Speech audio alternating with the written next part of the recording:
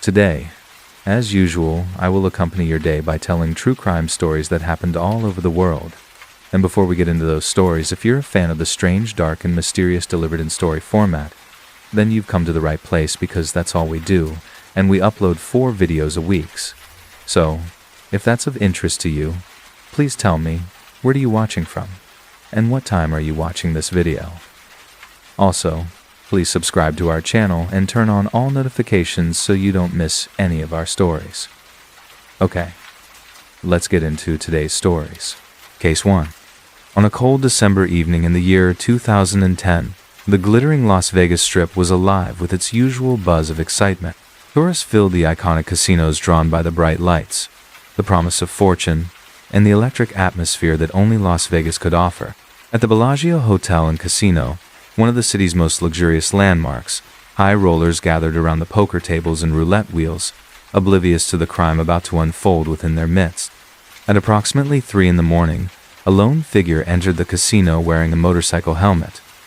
The man moved with precision, bypassing security and heading straight to the high-stakes craps table. In a brazen display of confidence, he pulled out a gun, ordering the dealer and nearby patrons to stay back as he scooped up chips worth over $1.5 million. The chips included high denominations, some valued at as much as 25 each, making the theft both lucrative and conspicuous.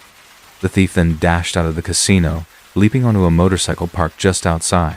The entire heist took less than 3 minutes, leaving stunned witnesses and employees scrambling to process what had just happened.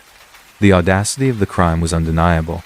It was as if the culprit had stepped straight out of a heist movie, blending calculated risk with bold theatrics. As the thief sped off into the night, Las Vegas Metropolitan Police were immediately alerted. Officers swarmed the Bellagio, reviewing surveillance footage and interviewing witnesses. The security cameras captured the identifying features. The bike, too, was untraceable. It had no license plate, adding another layer of mystery to the case. Despite the high-profile nature of the crime, the thief left behind no immediate leads. For a city as meticulously surveilled as Las Vegas, the apparent ease with which he vanished was both impressive and deeply unsettling. Questions began to surface. Was this the work of a seasoned professional? Did the thief have insider knowledge of the Bellagio's operations? In those early hours after the heist, speculation ran rampant.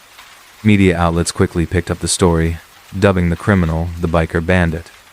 The nickname stuck, adding an almost romantic allure to the otherwise serious crime.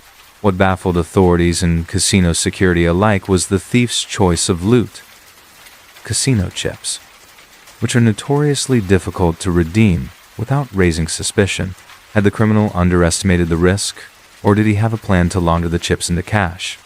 For Las Vegas, a city built on the allure of luck and risk, the Bellagio heist struck a nerve. It was a stark reminder that even in a place designed to be larger than life, real danger lurked just beneath the surface.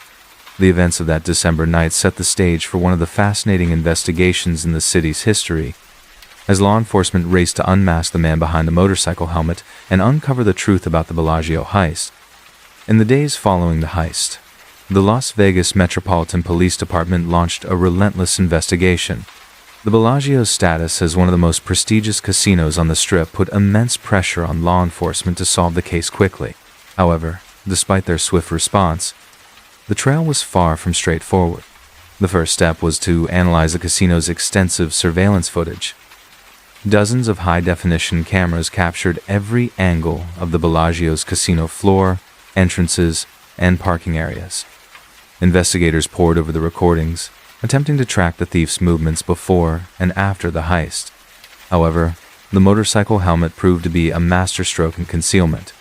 The tinted visor completely obscured the suspect's face, leaving authorities with no identifiable features to work with. Detectives next turned their attention to witness statements. Dealers, patrons, and security personnel were interviewed extensively, but the descriptions of the perpetrator were frustratingly vague. The thief's calm demeanor and lack of distinguishing characteristics suggested he was either highly experienced or had meticulously planned the robbery to avoid leaving a lasting impression. The chips themselves became a critical focus of the investigation, valued at over $1.5 million. They were effectively useless unless redeemed at the casino. To cash them in, the thief would have to exchange them, either personally or through an intermediary, risking exposure with every transaction. High-denomination chips, in particular, were flagged as a security risk, requiring additional scrutiny during cash-outs. Bellagio's staff were instructed to report any attempts to redeem the stolen chips immediately, and the chip serial numbers were distributed to other casinos in the area. Despite these precautions, detectives were concerned about the possibility of laundering. The thief could attempt to sell the chips to collectors or use underground networks to offload them in smaller amounts over time. These scenarios added another layer of complexity to the case, as tracking the movement of stolen chips outside the casino was nearly impossible. Meanwhile, investigators began piecing together the thief's escape route. Witnesses outside the casino reported seeing the motorcycle speeding away into the early morning darkness, but no one could provide a detailed description of the bike itself. The lack of a license plate left detectives with little to go on, and the dense urban environment of Las Vegas provided countless hiding spots. Adding to the mystery was the thief's apparent knowledge of the Bellagio's layout and operations. The heist was executed with precision, suggesting insider information or an intimate understanding of the casino's security protocols. This led investigators to consider whether the perpetrator had worked at the Bellagio or had connections within the casino industry. Background checks were conducted on current and former employees, but no solid leads emerged. As the days turned into weeks, the case remained at a standstill. The audacity of the heist captured public attention, and theories began to circulate in the media.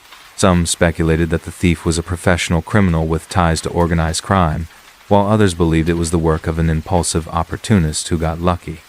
The Las Vegas community was divided between admiration for the thief's daring and outrage over the crime's impact on the city's reputation. Through it all, the Bellagio itself maintained an air of resilience. The casino continued its operations without interruption, though the heist loomed large over its employees and patrons. Security was tightened across the Strip, with other casinos taking extra precautions to prevent similar incidents. Behind the scenes, detectives remained committed to solving the case. They knew that even the most meticulously planned crimes often unraveled with time. Whether through a slip-up by the thief or a breakthrough in the investigation, they hoped the Bellagio heist would not remain a mystery for long. As weeks passed, the Bellagio heist investigation began to take a turn. Though the trail had initially gone cold, a breakthrough came when a tip led investigators to a seemingly unrelated incident. A local pawn shop known for dealing in rare items was visited by a man trying to sell high-denomination casino chips. The shop owner, who had seen the security alerts from the Bellagio, immediately contacted the authorities. This was the first real lead in the case, and it set the wheels of the investigation into motion once again. When detectives arrived at the pawn shop, they found that the suspect had left before they could question him. However, the pawn shop owner gave them a description of the man, which was remarkably similar to the description provided by eyewitnesses at the Bellagio. The man was said to be in his late 20s, with dark hair and a medium build. This was a promising lead, and investigators began searching through surveillance footage of the pawn shop in hopes of identifying the thief. A few days later, detectives tracked down the suspect's name, Anthony Carleo. He had no prior arrests, which only added to the mystery. Carleo's background wasn't what one might expect from someone who had just pulled off one of the most daring heists in history. A native of Las Vegas, Carleo had been known to frequent the city's nightlife scene, but his connections to the criminal underworld were minimal. He had never been a part of any major crime syndicates, and there was no evidence linking him to the world of high-stakes gambling or casino robberies. Despite this, detectives couldn't ignore the connection between Carleo and the stolen chips. They soon learned that Carleo had used some of the stolen chips at a local poker game. He had been caught on camera cashing in a small portion of the loot, and authorities were able to link the chips to the Bellagio heist through serial numbers. This evidence was crucial, as it was the first solid piece of proof that Carleo was involved in the robbery. Carleo's background became a point of scrutiny as detectives dug deeper. They discovered that he had a history of small-time offenses, including traffic violations and a couple of minor charges related to stolen goods. However, nothing in his past suggested he was capable of pulling off a heist of such scale and complexity. The question that loomed over investigators was whether Carleo had planned the entire robbery himself, or if he had been working with others. As investigators began to question Carleo, they were struck by his calm demeanor. He didn't seem worried, and he didn't show any signs of guilt when confronted with the evidence. His story was simple. He claimed he had found the chips while walking around the Bellagio parking lot late at night, and had decided to cash them in to pay off some debts. However, this story didn't hold up under scrutiny. No one had seen him near the parking lot, and the timeline of the heist made it nearly impossible for him to have stumbled upon the chips in such a casual manner. Carleo's arrest sent shockwaves through the city. The idea that a Las Vegas native, someone so familiar with the Bellagio and the city's criminal landscape, had committed such an audacious crime seemed unfathomable. The media coverage was intense, with many speculating on how Carleo had pulled off the robbery and whether he had acted alone. With Carleo in custody, investigators turned their attention to piecing together the details of the heist. They discovered that the planning had been meticulously executed. Carleo had spent weeks observing the Bellagio, learning the routines of the staff and the security measures in place. He had chosen the perfect moment for the robbery, knowing that the casino's security would be less focused during the early hours of the morning. The escape route had been carefully mapped out, and the stolen chips were meant to be quickly laundered through underground networks. But as the pieces of the puzzle began to fit together, the question of whether Carleo was the true mastermind or merely a participant remained unresolved. Had he orchestrated the entire heist, or was he a pawn in a much larger operation? As the trial of Anthony Carleo began, the tension surrounding the Bellagio heist reached its peak. The courtroom was packed with reporters, casino officials, and members of the public, all eager to see justice served. Carleo sat calmly at the defense table, his demeanor unchanged despite the gravity of the charges against him. The prosecution was prepared to make its case. It was clear that they saw Carleo as the mastermind behind the daring robbery. However, the defense quickly began to raise doubts about his role in the heist. The prosecution's case hinged on the stolen chips and Carleo's attempts to cash them in. The chips, which were clearly marked with serial numbers, had been used by Carleo at multiple locations around Las Vegas. The evidence seemed to be stacked against him, but the defense argued that the case was circumstantial. They contended that Carleo had been reckless and opportunistic, not the mastermind behind the robbery. According to the defense, he had simply stumbled upon the chips and made a poor decision to use them. They suggested that Carleo's involvement was driven by his desperation to pay off gambling debts, not a carefully orchestrated crime. To strengthen their case, the defense brought in witnesses to testify about Carleo's character. They described him as a young man with a history of small-time offenses, but no history of violent crime or major criminal enterprises. Carleo's family and friends spoke in his defense, painting a picture of someone who was far from being a criminal mastermind. They argued that he was simply in over his head and had made a foolish mistake. However, the prosecution remained firm in their belief that Carleo had planned the heist. They presented evidence of his extensive knowledge of the Bellagio's layout and the security systems in place. They also revealed details of his actions in the days leading up to the robbery, including the meticulous observations he had made of the casino's operations. According to the prosecution, this level of preparation was consistent with someone who had orchestrated a highly calculated crime. As the trial continued, new pieces of evidence came to light that only deepened the mystery. A witness came forward who claimed to have seen Carleo interacting with individuals who were known to have ties to underground gambling networks. This was an intriguing development, as it suggested that Carleo may have had help in pulling off the heist. However, the witness's testimony was inconsistent, and investigators were unable to confirm the details.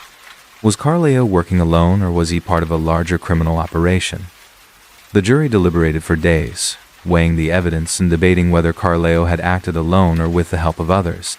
As the hours passed, it became clear that the case was not as straightforward as it seemed. The lack of definitive proof that Carleo had been the mastermind, combined with the possibility of external involvement, left many questioning the true nature of the crime. In the end, the jury reached a verdict. Carleo was found guilty of the robbery and sentenced to a lengthy prison term. The conviction was seen as a victory for the prosecution, but questions still lingered.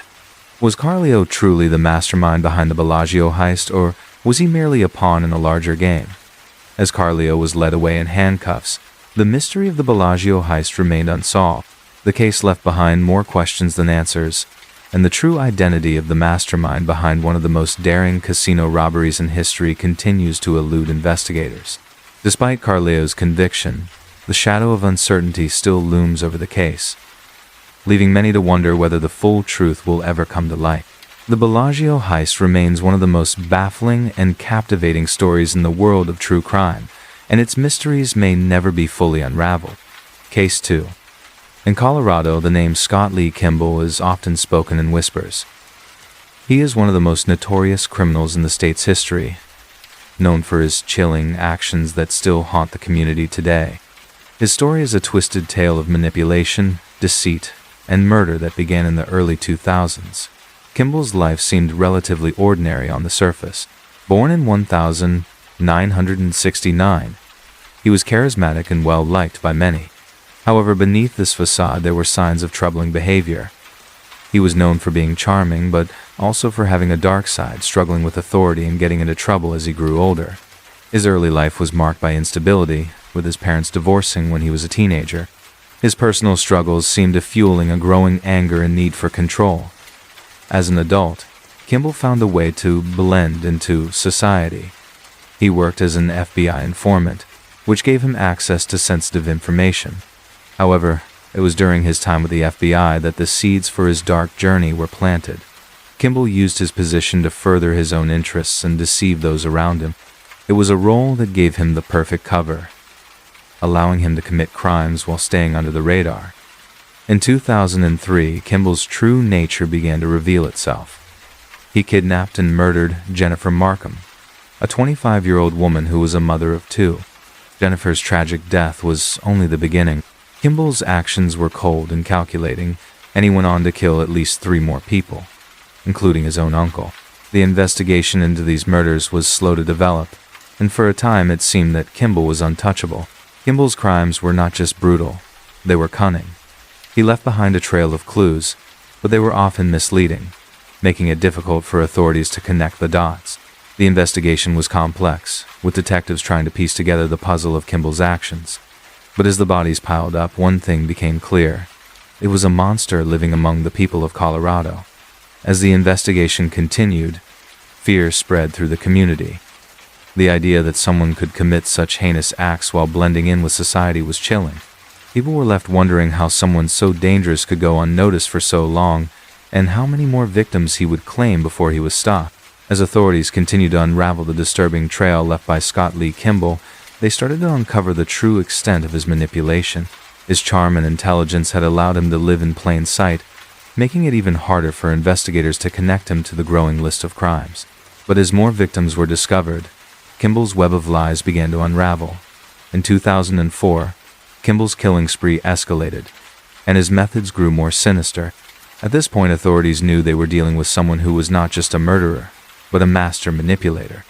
He used his role as an FBI informant to cover his tracks, which is what allowed him to stay under the radar for so long. The fear that had gripped the community now grew into a sense of urgency, as detectives tried to piece together the timeline of his horrific actions. The most chilling part of Kimball's criminal history is the way he was able to gain the trust of people he later betrayed. His ability to deceive and manipulate those around him was unmatched, allowing him to blend in with various communities, including his family. His uncle, a close relative, would eventually become one of Kimball's victims. Kimball's coldness and ability to betray those closest to him only added to the fear surrounding his crimes. It was clear that no one was safe from his reach. Authorities also learned that Kimball had a dangerous obsession with control. He didn't just kill his victims, he dominated their lives in ways that were hard for anyone to fully understand. He used the trust of those around him to further his own agenda, leaving behind a trail of fear and unanswered questions. As the investigation into Kimball's actions continued, investigators found themselves constantly asking, how did he evade capture for so long? It seemed as though every time they got close to solving the mystery, he would slip away, leaving more victims in his wake. It was this elusiveness that made the case so difficult to solve and fueled the growing dread in the community. While investigators were busy piecing together the clues, they were also left with an unsettling feeling. Was this man capable of more? What other dark secrets was he hiding?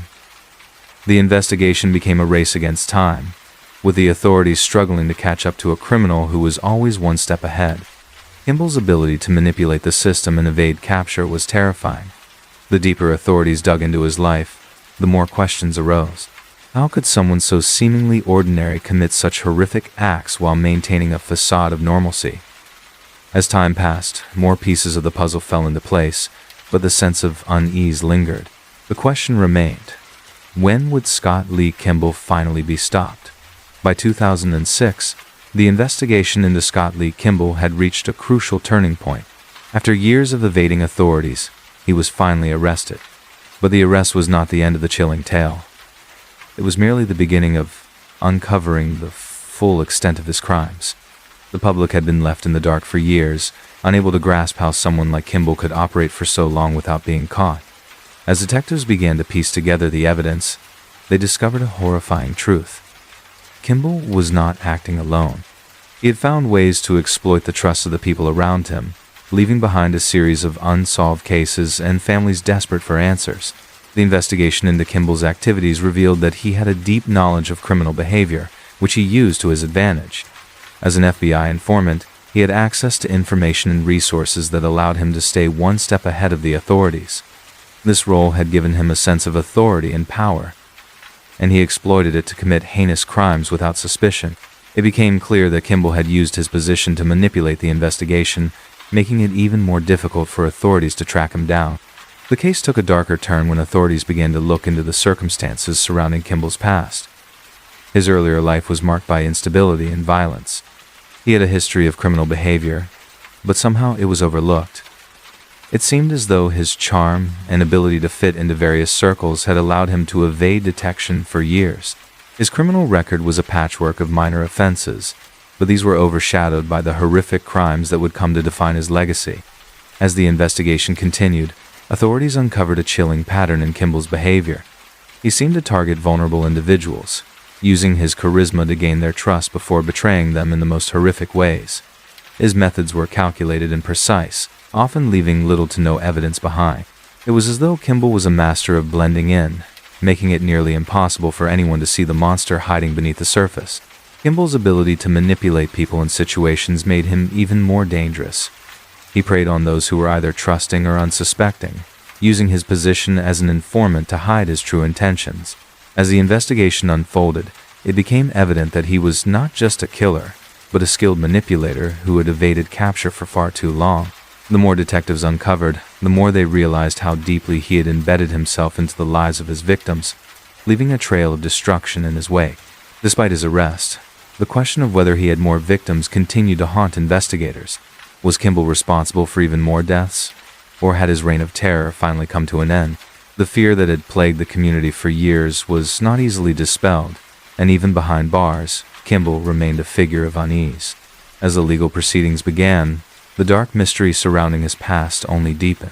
As the legal proceedings against Scott Lee Kimball unfolded, the public was both horrified and captivated by the details of his crimes. By 2007, Kimball's trial had begun, drawing intense media attention. The courtroom was filled with tension as victims' families waited for justice, while Kimball sat with his usual calm demeanor, seemingly unaffected by the gravity of his actions. The prosecution presented a case that detailed his manipulation, his history of criminal behavior, and the chilling acts he had committed. But despite the overwhelming evidence, there was a dramatic twist. Kimball's defense argued that he was not mentally competent to stand trial. The defense team painted a picture of a man struggling with psychological issues, questioning his ability to fully comprehend the charges against him. This added a layer of complexity to the trial, with Kimball's mental state becoming a central issue. The court had to determine whether he was capable of understanding the proceedings and whether he could be held accountable for the crimes he had committed. This defense strategy stretched the trial out, prolonging the uncertainty for both the victims' families and the community who had waited so long for justice. Despite the defense's attempts to shift the blame onto Kimball's mental health, the prosecution was relentless in their pursuit of justice. They highlighted his years of deceit, his history as an FBI informant, and the sophisticated methods he had used to evade capture. It was clear that Kimball had carefully planned his crimes, using his knowledge of law enforcement to stay one step ahead. He had manipulated the system and the people around him, all while continuing his deadly spree. By 2009, the trial reached its conclusion, and the jury rendered a verdict. Scott Lee Kimball was found guilty of multiple murders, including the death of Jennifer Markham. The sentencing hearing that followed was a moment of reckoning for the victims' families, who had endured years of pain, not knowing if they would ever see justice served. Kimball was sentenced to 70 years in federal prison, a sentence that would ensure he would never again walk free. The courtroom was filled with a sense of relief, but the scars of his actions remained. However, the legal victory did not bring closure to all the unanswered questions surrounding Kimball's crimes. As the investigation continued, there were whispers that he may have been involved in even more murders. The authorities found it difficult to conclusively link him to other cold cases, but there were clear indications that his manipulation of the system had allowed him to avoid detection for much longer than anyone had anticipated. The public's fear of Kimball did not end with his conviction. Many wondered if there were other individuals who had helped him, or if there were more victims whose cases had not yet been solved. The fact that he had operated under the radar for so long made it difficult to trust that the full extent of his crimes had been uncovered. As the years passed, some even speculated that Kimball might still be pulling the strings from behind bars, orchestrating crimes, or manipulating people in ways that were not immediately obvious. Though Kimball was behind bars, the chilling question of whether he had accomplices or whether he would ever reveal the full extent of his crimes continued to haunt the investigation. His trial may have concluded, but the darkness surrounding his actions was far from over. The mystery of Scott Lee Kimball's reign of terror was not easily solved, and the fear he instilled in the public remained palpable, even as the years passed. As Scott Lee Kimball serves his 70-year sentence, the full extent of his reign of terror continues to reverberate through Colorado. While the authorities were able to close several cases with his conviction, the true number of his victims remains uncertain. The possibility that there are still unsolved cases tied to Kimball lingers in the minds of both investigators and the families of missing persons. His ability to manipulate the system, his history with law enforcement, and his complex web of deceit make it incredibly difficult to know if all of his crimes have been brought to light. One of the most unsettling aspects of Kimball's case is the question of how he was able to operate under the radar for so long. As an FBI informant, he had a unique ability to blend in and exploit his position, using his knowledge of criminal investigations to his advantage. This, combined with his manipulative and calculating nature, allowed him to evade detection for years, leading many to believe that even now there are still victims whose cases have not been fully resolved. Kimball's legacy is one of terror and manipulation, but it also serves as a warning to the public and law enforcement alike. His case is a stark reminder of how even those in positions of power and trust can exploit the system for their own benefit, leaving a trail of destruction in their wake. The fact that Kimball was able to manipulate both his colleagues and the criminal justice system underscores the importance of vigilance and accountability in the pursuit of justice. As time moves on, Scott Lee Kimball remains behind bars, but his story is far from over. The impact of his crimes continues to ripple through the community with questions that may never be fully answered. While his conviction has provided some closure for the families of his known victims, the truth about the full scope of his actions may never be fully realized. The investigation into Kimball's past is ongoing, and some believe that there may still be other victims who have yet to be identified. In the end, Scott Lee Kimball's story is one of darkness, manipulation, and tragedy. His crimes have left an indelible mark on the state of Colorado, and the mystery surrounding his actions continues to haunt those who live through it. As we reflect on his case, it serves as a reminder of the complexities of criminal investigations and the need for constant vigilance in the pursuit of justice. Thank you for following this journey through the chilling and disturbing story of Scott Lee Kimball. While justice has been served for some, the shadows of his actions will likely linger for years to come. Case 3. The story of Lars Matank begins in the summer of 2014. Lars, a 28-year-old man from Germany, decided to take a vacation with friends to the picturesque Bulgarian seaside. The destination was Golden Sands, a resort town on the Black Sea coast, known for its sandy beaches, lively atmosphere, and bustling nightlife. For Lars, who worked as an electrical engineer, this trip was meant to be a relaxing getaway from his everyday routine. Described by those close to him as kind, reserved, and physically fit, Lars appeared to have everything in order. He had no known history of mental health issues and lived a relatively stable life. His decision to join his friends on the trip was not unusual, as they had often enjoyed holidays together. The group's vacation was initially uneventful, filled with the usual beach activities, sightseeing, and enjoying the vibrant Bulgarian nightlife. However, things took an unexpected turn as the trip neared its end. A few days before they were scheduled to return to Germany, Lars was involved in a physical altercation at a bar. The exact details of the incident remain unclear, but reports suggest that it started as a disagreement over football teams. Lars was injured during the fight, sustaining a blow to his ear which left him in pain and discomfort. Despite this, Lars initially brushed off the injury. It was only after experiencing increasing pain that he decided to visit a doctor. On June 8th, Lars went to a local clinic in Varna, where he was diagnosed with a ruptured eardrum. The doctor advised him not to fly due to the pressure changes that could worsen his condition. Instead, he was prescribed an antibiotic and encouraged to rest. Lars' friends, however, had their return flight scheduled and were eager to leave. When Lars explained his situation, he assured them that he would remain in Bulgaria for a few extra days to recover and would return to Germany on his own once he was able to fly. His friends reluctantly departed, leaving Lars behind to manage his recovery alone. This decision marked a pivotal moment in the story. Left in an unfamiliar place with a language barrier and his injury, Lars's demeanor began to shift. Reports from hotel staff and locals suggest that Lars appeared anxious and increasingly uneasy in the days that followed. These subtle changes would set the stage for the events to come, eventually leading to his mysterious disappearance. Next, we'll delve into the days following Lars's decision to stay behind. His growing paranoia, and the strange series of events that would puzzle investigators and captivate true crime enthusiasts for years to come. Following the departure of his friends, Lars Mutank stayed in the resort town of Golden Sands to recover from his ruptured eardrum. Alone in the foreign country and dealing with the aftermath of his injury, Lars's behavior began to shift in ways that puzzled those who interacted with him. What initially seemed like an isolated incident would soon escalate into a series of unsettling occurrences. Lars checked into the Hotel Kohler in Varna, a modest and budget-friendly accommodation.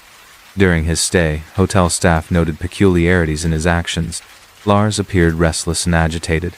He reportedly avoided spending much time in his hotel room and seemed overly concerned about his safety. Witnesses described him as pacing the lobby and frequently looking over his shoulder as though he believed he was being followed. One of the most striking incidents during this period involved Lars visiting a local internet cafe. He spent a considerable amount of time there, but the purpose of his visit remains unknown. Some speculate he was researching his condition or trying to contact someone for help, while others suggest he might have been attempting to evade a perceived threat. Whatever the reason, his growing paranoia became increasingly evident to those around him. Lars also made several phone calls during these days, including one to his mother, Sandra. In their conversations, Lars expressed fear and confusion.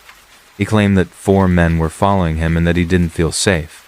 Sandra later recounted how distressed her son sounded, describing his voice as trembling with worry.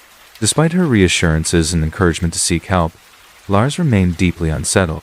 During this time, Lars was seen leaving and returning to his hotel multiple times, often late at night. One notable incident involved him leaving the hotel abruptly, carrying all his belongings, only to return a short time later. His erratic movements and apparent distress puzzled the hotel staff, who struggled to make sense of his actions. In an attempt to find answers, Lars visited another doctor in Varna. He wanted confirmation about whether it was safe for him to fly. The doctor reaffirmed that flying was not advisable due to the pressure on his ear, but this consultation seemed to do little to ease Lars's growing anxiety. The situation took another strange turn when Lars abruptly checked out of the hotel color on July 7th. Surveillance footage from the hotel shows him carrying his belongings, appearing nervous and agitated. From there, he headed to Varna Airport, determined to return home despite the medical advice he had received. As we continue, we'll explore the dramatic events at the airport and the haunting final moments captured on CCTV footage that have left investigators and the public searching for answers ever since. On the morning of July 8th, Lars Mittank arrived at Varna Airport hoping to board a flight back to Germany. However, his actions at the airport would only deepen the mystery surrounding his disappearance. The events that unfolded were captured on CCTV, providing a chilling glimpse into Lars's final known movements. Lars initially entered the airport and approached the check-in counter. Staff there observed that he appeared agitated and uneasy. Before completing the check-in process, Lars expressed concerns about his safety. He reportedly told airport staff that he was being followed and felt threatened, though he did not provide specifics about who was allegedly after him. Shortly after this interaction, Lars consulted the airport doctor, seeking further medical advice about whether it was safe for him to fly with his ear injury. The doctor, Dr. Kostov, later described Lars as visibly nervous and behaving erratically. According to Dr. Kostov, Lars became increasingly agitated during the examination, refusing prescribed medication and repeatedly insisting that he was in danger. While in the doctor's office, Lars suddenly stood up and said he didn't want to stay there anymore. He claimed someone was coming to get him, though there was no evidence to support this claim. Without further explanation, he ran out of the office and into the airport terminal. CCTV footage shows Lars leaving the terminal in a state of apparent panic. He abandoned his luggage, which contained his wallet, passport, and other personal belongings. This abrupt departure puzzled investigators, as there was no indication of an immediate threat visible in the footage.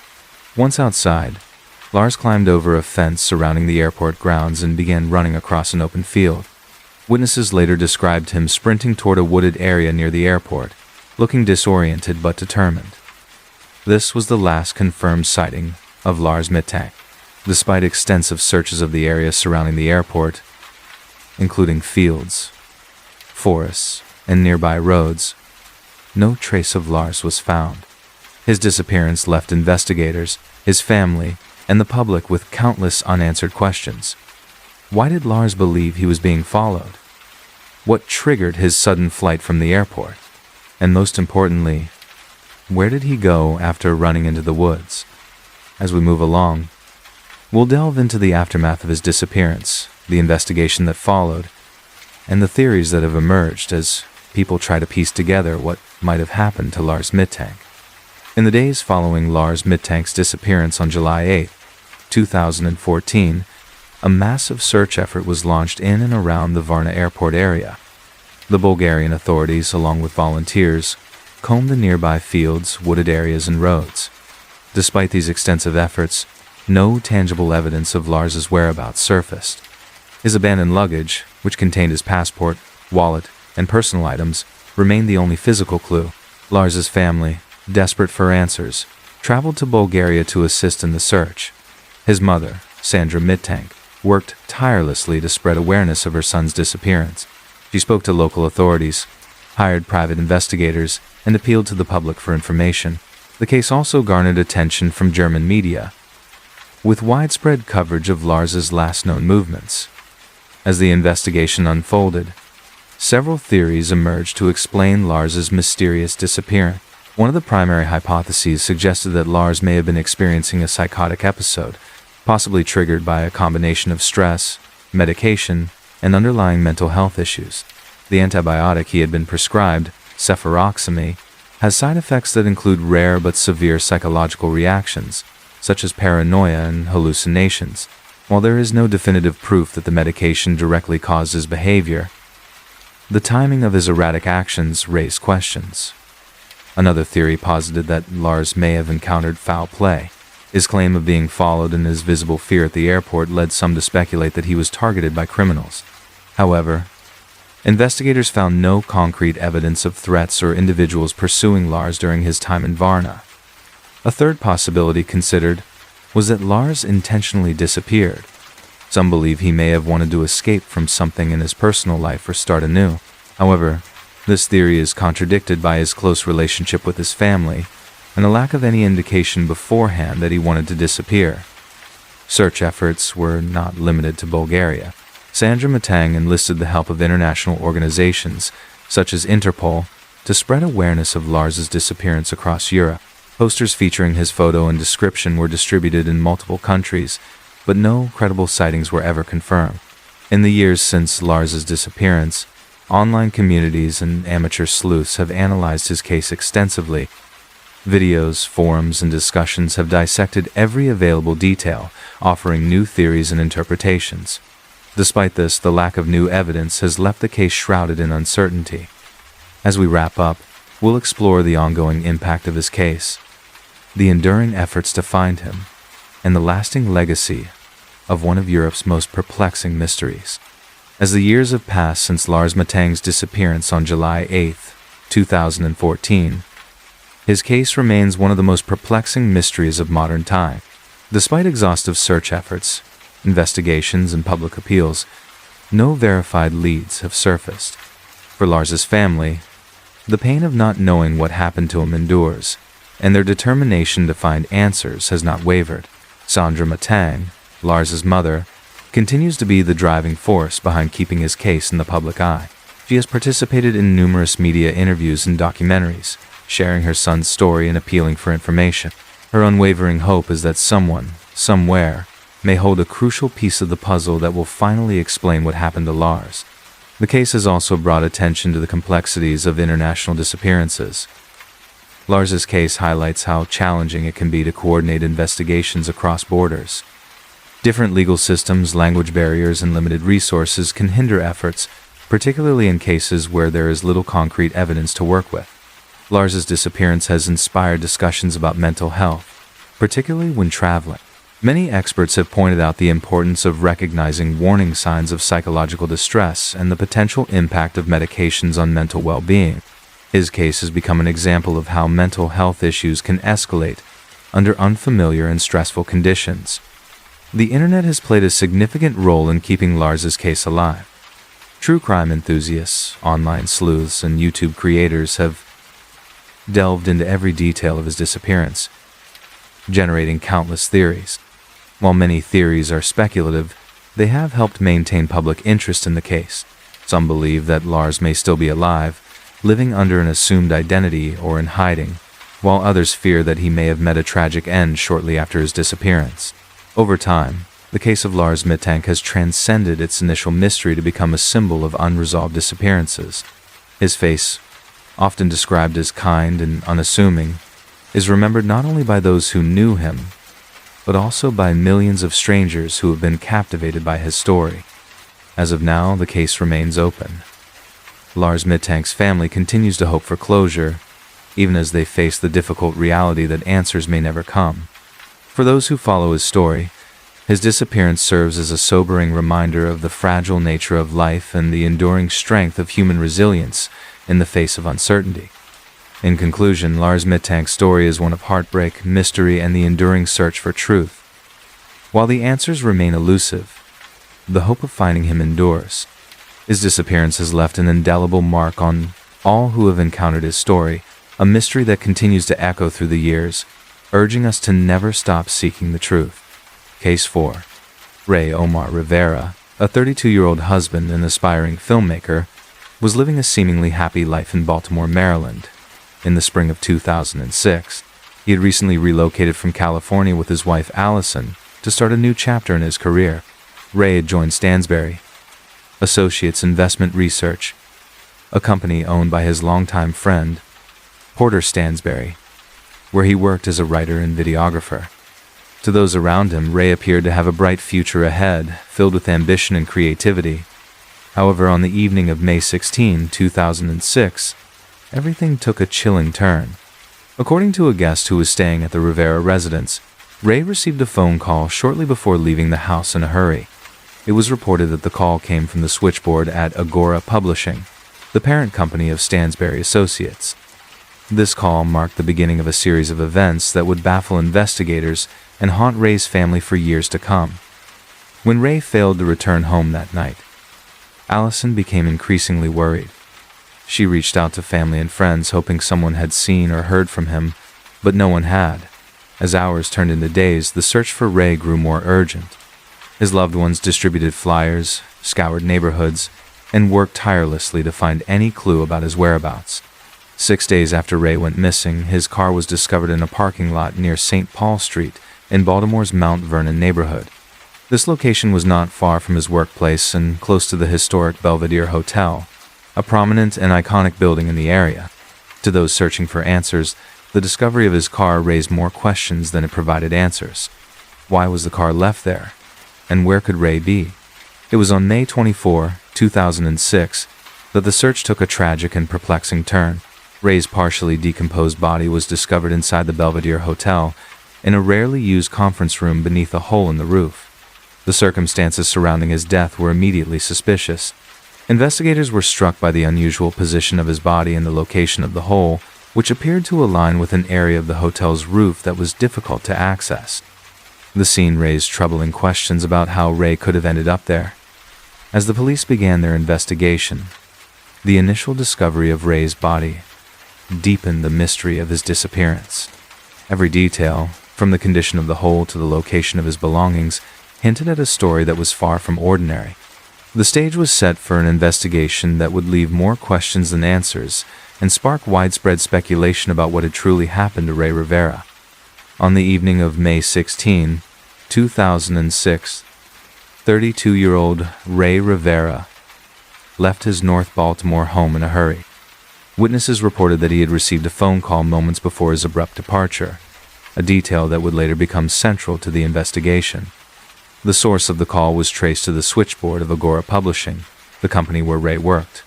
However, the purpose of the call and the identity of the caller remain unknown. Ray's sudden disappearance deeply concerned his wife Allison, who reported him missing later that night. Friends, family, and co-workers quickly rallied to search for him, scouring the city for any sign of his whereabouts. Flyers with Ray's smiling face and details about his disappearance were distributed across Baltimore, and local authorities began their own investigation. Despite their efforts, there were no immediate leads. After 6 agonizing days, Ray's in-laws discovered his car parked in a lot near St. Paul Street in Baltimore's Mount Vernon neighborhood. Not far from his workplace, the vehicle's presence raised more questions than answers. The car appeared undisturbed, with no visible signs of a struggle or foul play. Investigators noted that Ray's belongings inside the car, including his wallet and other personal items, were untouched.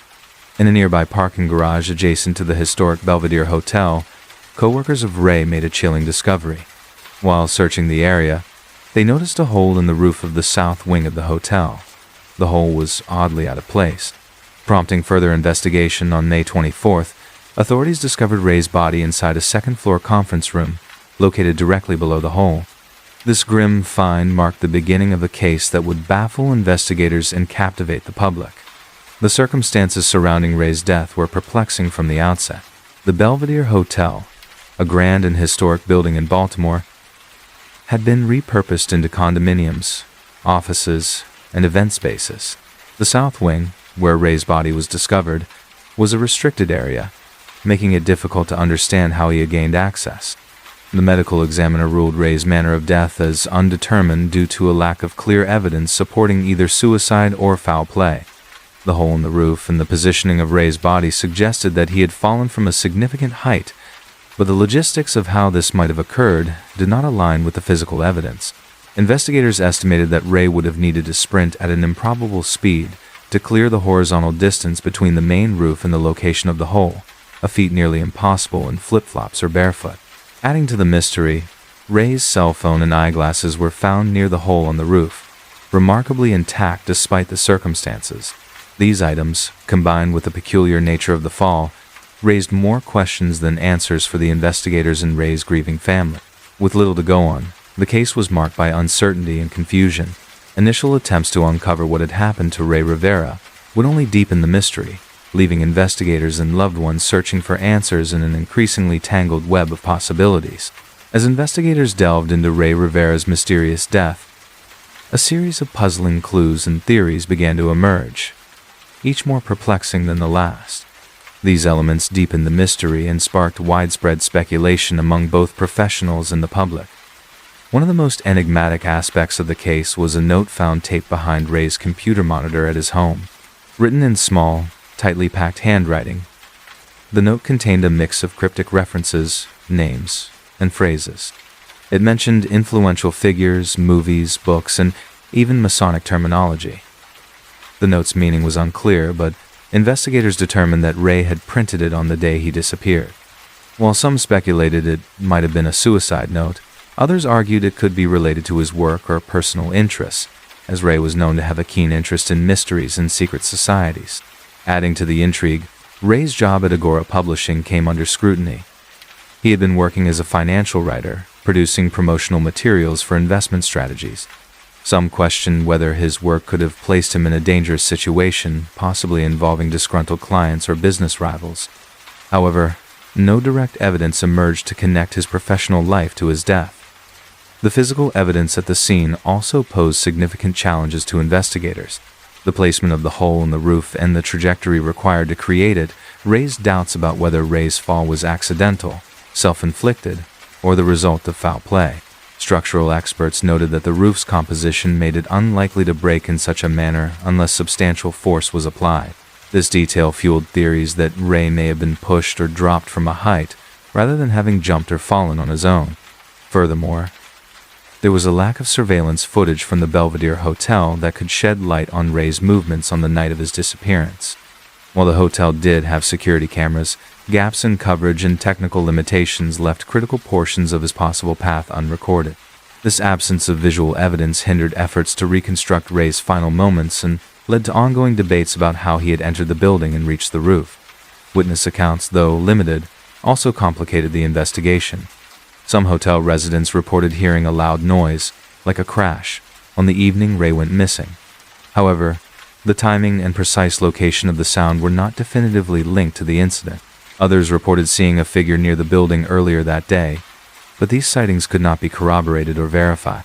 Despite these leads, no concrete evidence emerged to conclusively explain Ray Rivera's death. Law enforcement officials remained divided on whether it was a tragic accident, a case of foul play, or something else entirely. The clues and theories left the case open to interpretation, fueling both professional and amateur investigations that would continue to this day. Following Ray Rivera's mysterious death, public interest in the case skyrocketed, largely fueled by the strange circumstances and lack of concrete answers. The case attracted the attention of amateur sleuths, independent journalists, and online communities, each attempting to piece together the puzzle of what happened to Ray in May of 2006. A major focus of public speculation centered around Ray's employer, Agora Publishing. Some individuals suggested that the company's involvement in high-stakes financial practices and controversial marketing strategies could have led to dangerous entanglements. Questions were raised about whether Ray may have uncovered something sensitive during his time there, potentially putting him at risk. While Agora firmly denied any wrongdoing, the shadow of suspicion lingered in the minds of many observers. The cryptic nature of the note found at Ray's home also fueled countless theories. Online forums dissected its contents line by line, speculating that it could be a coded message or evidence of Ray's state of mind. References to movies, famous individuals, and secret societies led some to believe that Ray might have been involved in or influenced by clandestine activities. Others proposed that the note was simply a reflection of his creative and curious personality, a sentiment echoed by those who knew him well. Despite its intricate details, the note ultimately provided no definitive answers. Attention also turned to the physical logistics of Ray's death, particularly how he could have ended up on the lower roof of the Belvedere Hotel. Independent investigators and experts analyzed the trajectory and height needed for Ray to make the jump from the hotel's rooftop. Many concluded that the distance appeared implausible without assistance, whether accidental or intentional. This led to widespread speculation about whether Ray had been coerced, pushed, or even dropped from a higher point. However, the lack of eyewitness accounts or clear evidence made these theories impossible to confirm. In addition to theories about foul play, some individuals questioned the thoroughness of the official investigation. Critics pointed to potential gaps in the forensic analysis and the absence of key surveillance footage from the Belvedere Hotel. Concerns were raised about whether certain leads, such as Ray's interactions in the days before his disappearance, had been fully explored. These perceived shortcomings sparked calls for a deeper investigation, though no new official inquiries were launched. The role of Ray's personal life also became a subject of scrutiny. While those close to him described him as a devoted husband and an optimistic individual, some wondered whether unseen pressures or struggles could have played a role in his death. Friends and family, however, consistently rejected the notion that Ray would have taken his own life, emphasizing his plans for the future and his deep ties to loved ones. As time passed, the case transformed into a cultural phenomenon, inspiring documentaries, podcasts, and even an episode of a popular true crime series. These retellings kept Ray's story alive, ensuring that his death remained a topic of discussion and debate. The continued public interest underscored the enduring mystery of the case, as well as the collective desire to uncover the truth. Ray Rivera's death remains one of the most puzzling cases in recent history, leaving a trail of unanswered questions that continue to haunt those who knew him and intrigue the wider public. While the official ruling classified his death as undetermined, the sheer volume of conflicting evidence and theories has prevented the case from reaching a satisfying conclusion. In the years following his death in May of 2006, Ray's family and friends have remained steadfast in their pursuit of answers. Alison Rivera, Ray's widow, has consistently called for transparency and deeper investigations into the circumstances surrounding his death.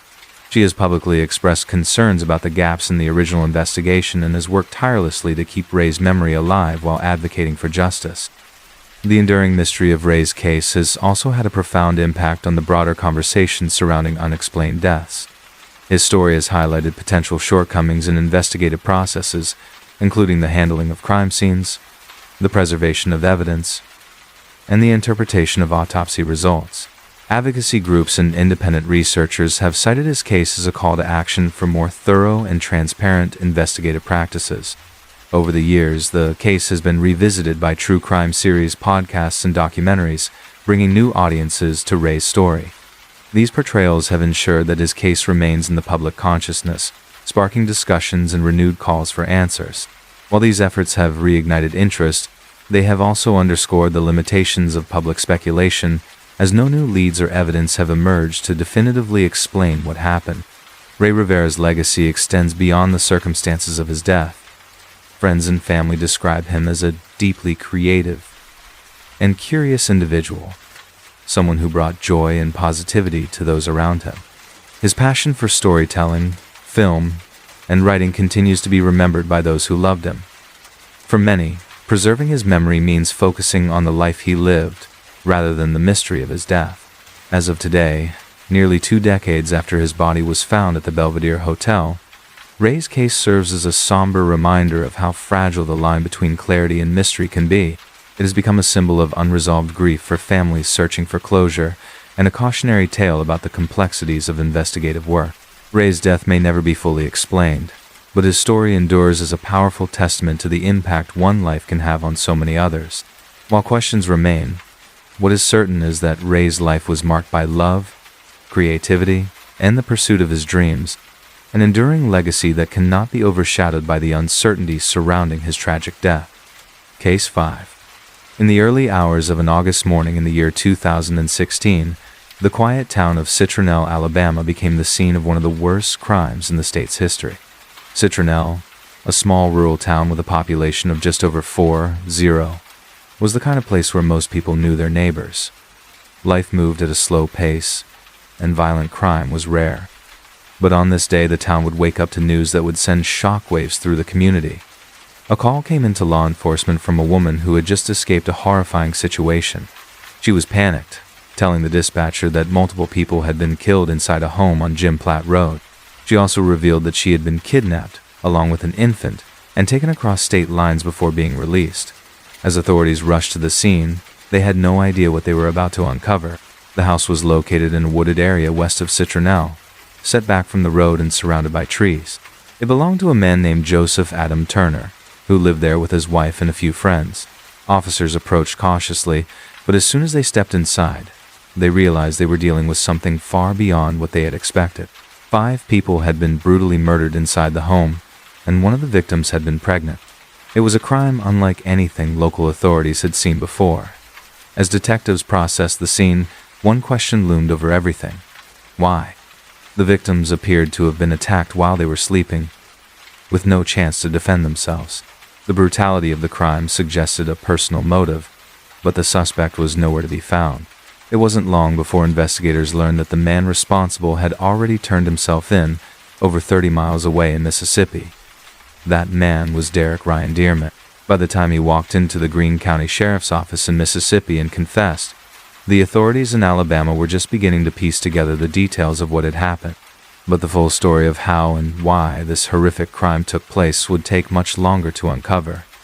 As news of the killing spread, the residents of Citronelle struggled to make sense of it. Many of them knew the victims personally, and the idea that someone could commit such a crime in their own town was almost impossible to comprehend. In a place where people often left their doors unlocked, fear and grief quickly replaced the town's usual sense of security. The investigation was only beginning, but one thing was already clear. This was not a random act of violence. Something had led Derek Dearman to that house, and investigators were determined to find out what it was. As investigators worked to understand what had led to the massacre on Jim Platt Road, they turned their attention to Derek Ryan Dearman, the man who had walked into a sheriff's office in Mississippi and confessed. Who was he, and what had driven him to commit such an unthinkable act? Dearman was a Mississippi native, known to law enforcement for previous offenses, though nothing in his past suggested he was capable of something this extreme. Those who knew him described him as troubled, with a history of drug use, particularly methamphetamine. It would later become clear that drugs had played a major role in the events leading up to the murders, but detectives needed more than just speculation. They needed facts. The key to understanding the crime lay in the connection between Dearman and one of the survivors, Lynetta Lester. She had once been in a relationship with him, but their time together had been far from stable. Those close to her said she had been trying to get away from him, seeking safety at her brother's home in Alabama. Dearman, however, was not willing to let her go. On the night of August 19th, Dearman crossed state lines from Mississippi into Alabama. Witnesses would later say he had been using methamphetamine, which may have heightened his paranoia and aggression. At some point, he made his way to the house on Jim Platt Road, where Lynetta was staying. He lurked outside, watching the house, and later claimed he had seen people inside talking about him. It was unclear whether this was real or just a drug-induced hallucination, but whatever he believed, it pushed him to take action. Dearman did not act immediately. Instead, he left and went to sleep in his truck in the woods near the house. Hours passed. Then, just before dawn on August 20th, he returned, this time forcing his way inside. The attack that followed was swift and brutal. The victims never had a chance to escape. After the killings, Dearman did something unexpected. He took Lynetta Lester and an infant from the home and drove them across the state line into Mississippi. He went to his father's house in Leakesville, about 30 miles away. There, something changed. Whether it was coming down from the drugs or realizing the gravity of what he had done, Dearman decided to let Lynetta and the infant go. She wasted no time. As soon as she was free, she contacted the police, setting the investigation in motion. Meanwhile, Dearman made his way to the Greene County Sheriff's Office and turned himself in. He admitted to the killings, but his reasons were unclear. He mentioned methamphetamine, suggesting the drug had played a role in his actions, but his confession raised more questions than it answered. Investigators now had their suspect in custody, but they still needed to piece together the full picture of what had happened inside that house. As authorities in Alabama prepared to bring Dearman back to face charges, the town of Citronella was left in shock. The crime scene had been secured, but for the families of the victims, the nightmare was just beginning. With the Derek Dearman in custody, investigators worked quickly to piece together the exact sequence of events leading up to the murders. The crime scene at the house on Jim Platt Road painted a clear picture of the brutality of the attack. Evidence suggested that Dearman had used multiple weapons, including firearms and an axe. The victims had been taken by surprise, with no time to react or defend themselves. Forensics teams carefully examined the scene, collecting fingerprints, shell casings, and other physical evidence. Blood patterns and ballistic analysis confirmed that all 5 adult victims had been shot before being struck with the axe. Investigators determined that the attack had been methodical, not a random outburst of violence. This raised an important question. Had Dearman planned the killings in advance, or had his actions been purely impulsive? While the physical evidence was crucial, statements from the sole adult survivor, Lynetta Lester, provided key details about Dearman's behavior leading up to the crime. She described how she had been staying at the house to get away from him, and how he had been lurking outside the home the night before the murders. Her account confirmed that Dearman had spent time watching the house before breaking in, contradicting his later claims that the attack had been a spontaneous act fueled by drug use. Authorities also examined Dearman's history, looking for patterns of violence or warning signs. While he had prior arrests, including charges related to theft and drug use, nothing in his record indicated that he was capable of mass murder. However, those who knew him described an escalating pattern of aggression, particularly when he was under the influence of methamphetamine. Some recalled incidents where he had exhibited paranoia and erratic behavior, leading investigators to consider whether drug-induced psychosis had played a role in the killings. As the case developed, law enforcement officials in Alabama worked with authorities in Mississippi to coordinate Dearman's extradition. On August 2020, 2 days after the murders, he was transported to Mobile County, where he was charged with 6 counts of capital murder, 1 for each of the 5 victims and 1 for Chelsea Reed's unborn child, as recognized under Alabama's fetal homicide law. He was also charged with 2 counts of kidnapping for taking Lynetta Lester and the infant across state lines. During his initial court appearance, Dearman appeared calm. When asked if he had anything to say, he told reporters, "Don't do drugs," and expressed regret for his actions. He later claimed that he had not realized what he was doing at the time of the murders, blaming his drug use for his behavior. However, prosecutors were not convinced. They pointed to the fact that he had been seen watching the house the night before, had left and then returned hours later, and had chosen to take specific actions after the killings, such as abducting Lester and the infant, suggesting that his actions were not entirely out of his control. As investigators built their case, the small town of Citronelle struggled to process the tragedy. Memorials were held for the victims, and the community came together in support of the grieving families. Meanwhile, the legal process was just beginning.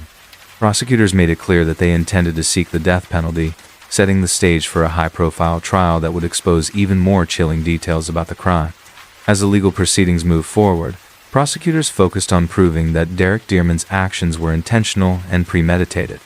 Given the severity of the crime, they pursued the death penalty, arguing that the evidence showed clear planning and a deliberate choice to kill.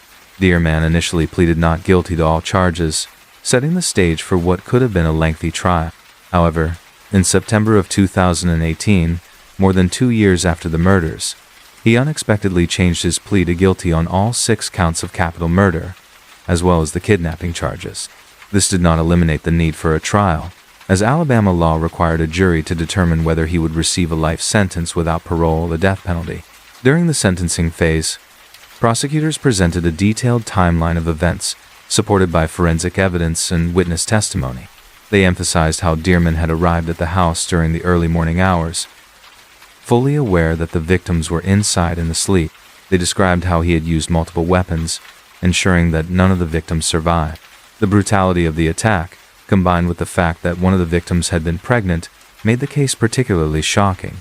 Defense attorneys attempted to argue that Dearman's drug use had impaired his ability to make rational decisions, suggesting that methamphetamine had played a significant role in the crime.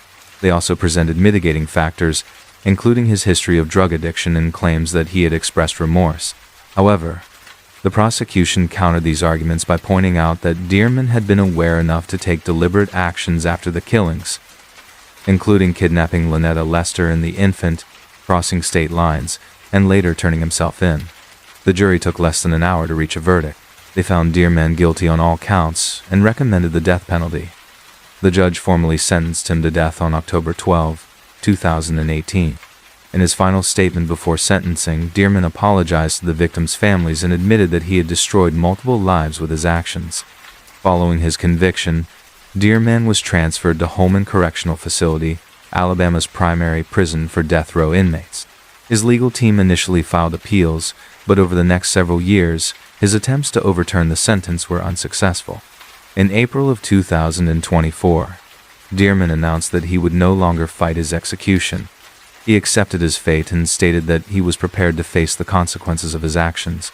The Alabama Supreme Court approved his death warrant in early September of 2024, setting his execution date for October 17. With this decision, the case was finally nearing its conclusion. However, for the families of the victims, the pain of that August morning in 2016 would never fully fade. The trial had provided justice, but it could never undo the devastation caused by one man's violent rampage. On October 17, 2024, Derek Dearman was executed by lethal injection at Holman Correctional Facility in Atmore, Alabama. The execution took place at 6:14 in the evening, following hours of legal procedures and final preparations. Witnesses, including members of the victims' families, gathered to see the sentence carried out. Some hoped for closure, while others felt that nothing could truly erase the pain of losing their loved ones. Dearman's final words were brief. He apologized once again to the families, acknowledging the lives he had taken and the suffering he had caused.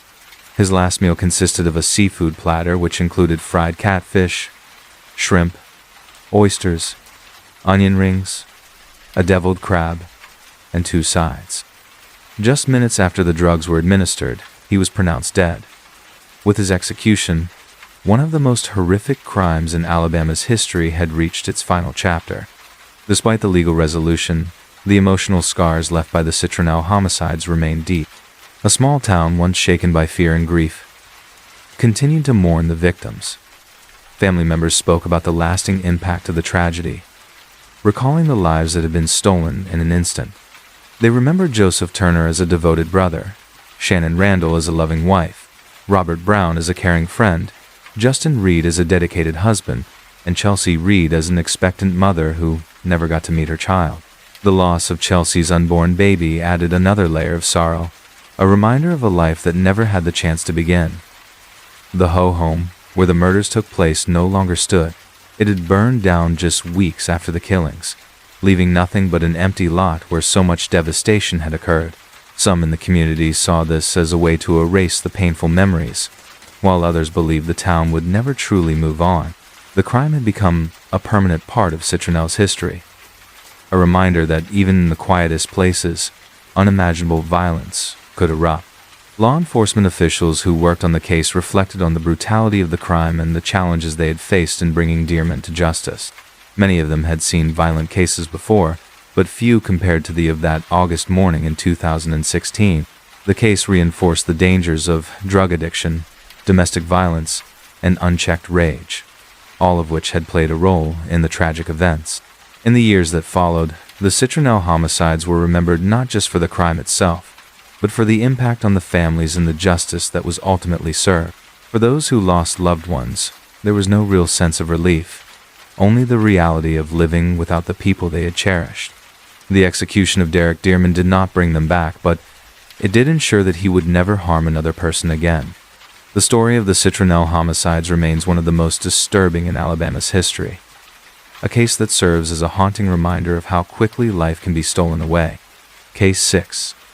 It was a quiet summer morning in Alabama when a discovery along a rural highway sent shockwaves through the community. On June 28, 1959, authorities were called to a chilling scene. Along the side of a remote road, 2 severed torsos were found, their identities unknown. Investigators were immediately faced with a disturbing mystery. Who were these men, and what had happened to them? The bodies had been abandoned in separate locations, making it clear that someone had gone to great lengths to conceal the crime. The level of violence was shocking, even to the most experienced law enforcement officers. With no identification found on the remains, detectives were left with little to go on. Their only clue was the gruesome way in which the victims had been disposed of. News of the discovery spread quickly and fear gripped the local community. Rumors swirled about what kind of person could commit such a brutal act. The police worked tirelessly, knowing that identifying the victims was the first step toward solving the case. Despite the horrific state of the bodies, forensic experts attempted to reconstruct the faces of the 2 men, hoping that someone would recognize them. After days of investigation, a breakthrough came. A tip led authorities to believe the victims resembled 2 local men who had been missing for nearly 2 weeks. Lee Harper, 58, and his brother Emmett Harper, 48, had not been seen at their jobs in Anniston, raising suspicions. When police visited the Harper family's home, they learned that the brothers had recently been staying in a trailer on a farm in White Plains. This farm was owned by the Hyatt family, and it was there that detectives would take the next critical step in the case. The investigation was just beginning, but it was already clear that this was no random act of violence. The crime was deliberate, and whoever was responsible had carefully planned how to dispose of the evidence. The small Alabama town was on edge as police searched for answers, unaware that the case would soon lead them to a shocking suspect, one who would be remembered as one of Alabama's most infamous criminals. As investigators followed the trail left by the gruesome discovery, their next step was to search for any connections between the victims and possible suspects. The tip that led them to the Harper brothers' trailer on the Hyatt family farm in White Plains became a turning point in the case.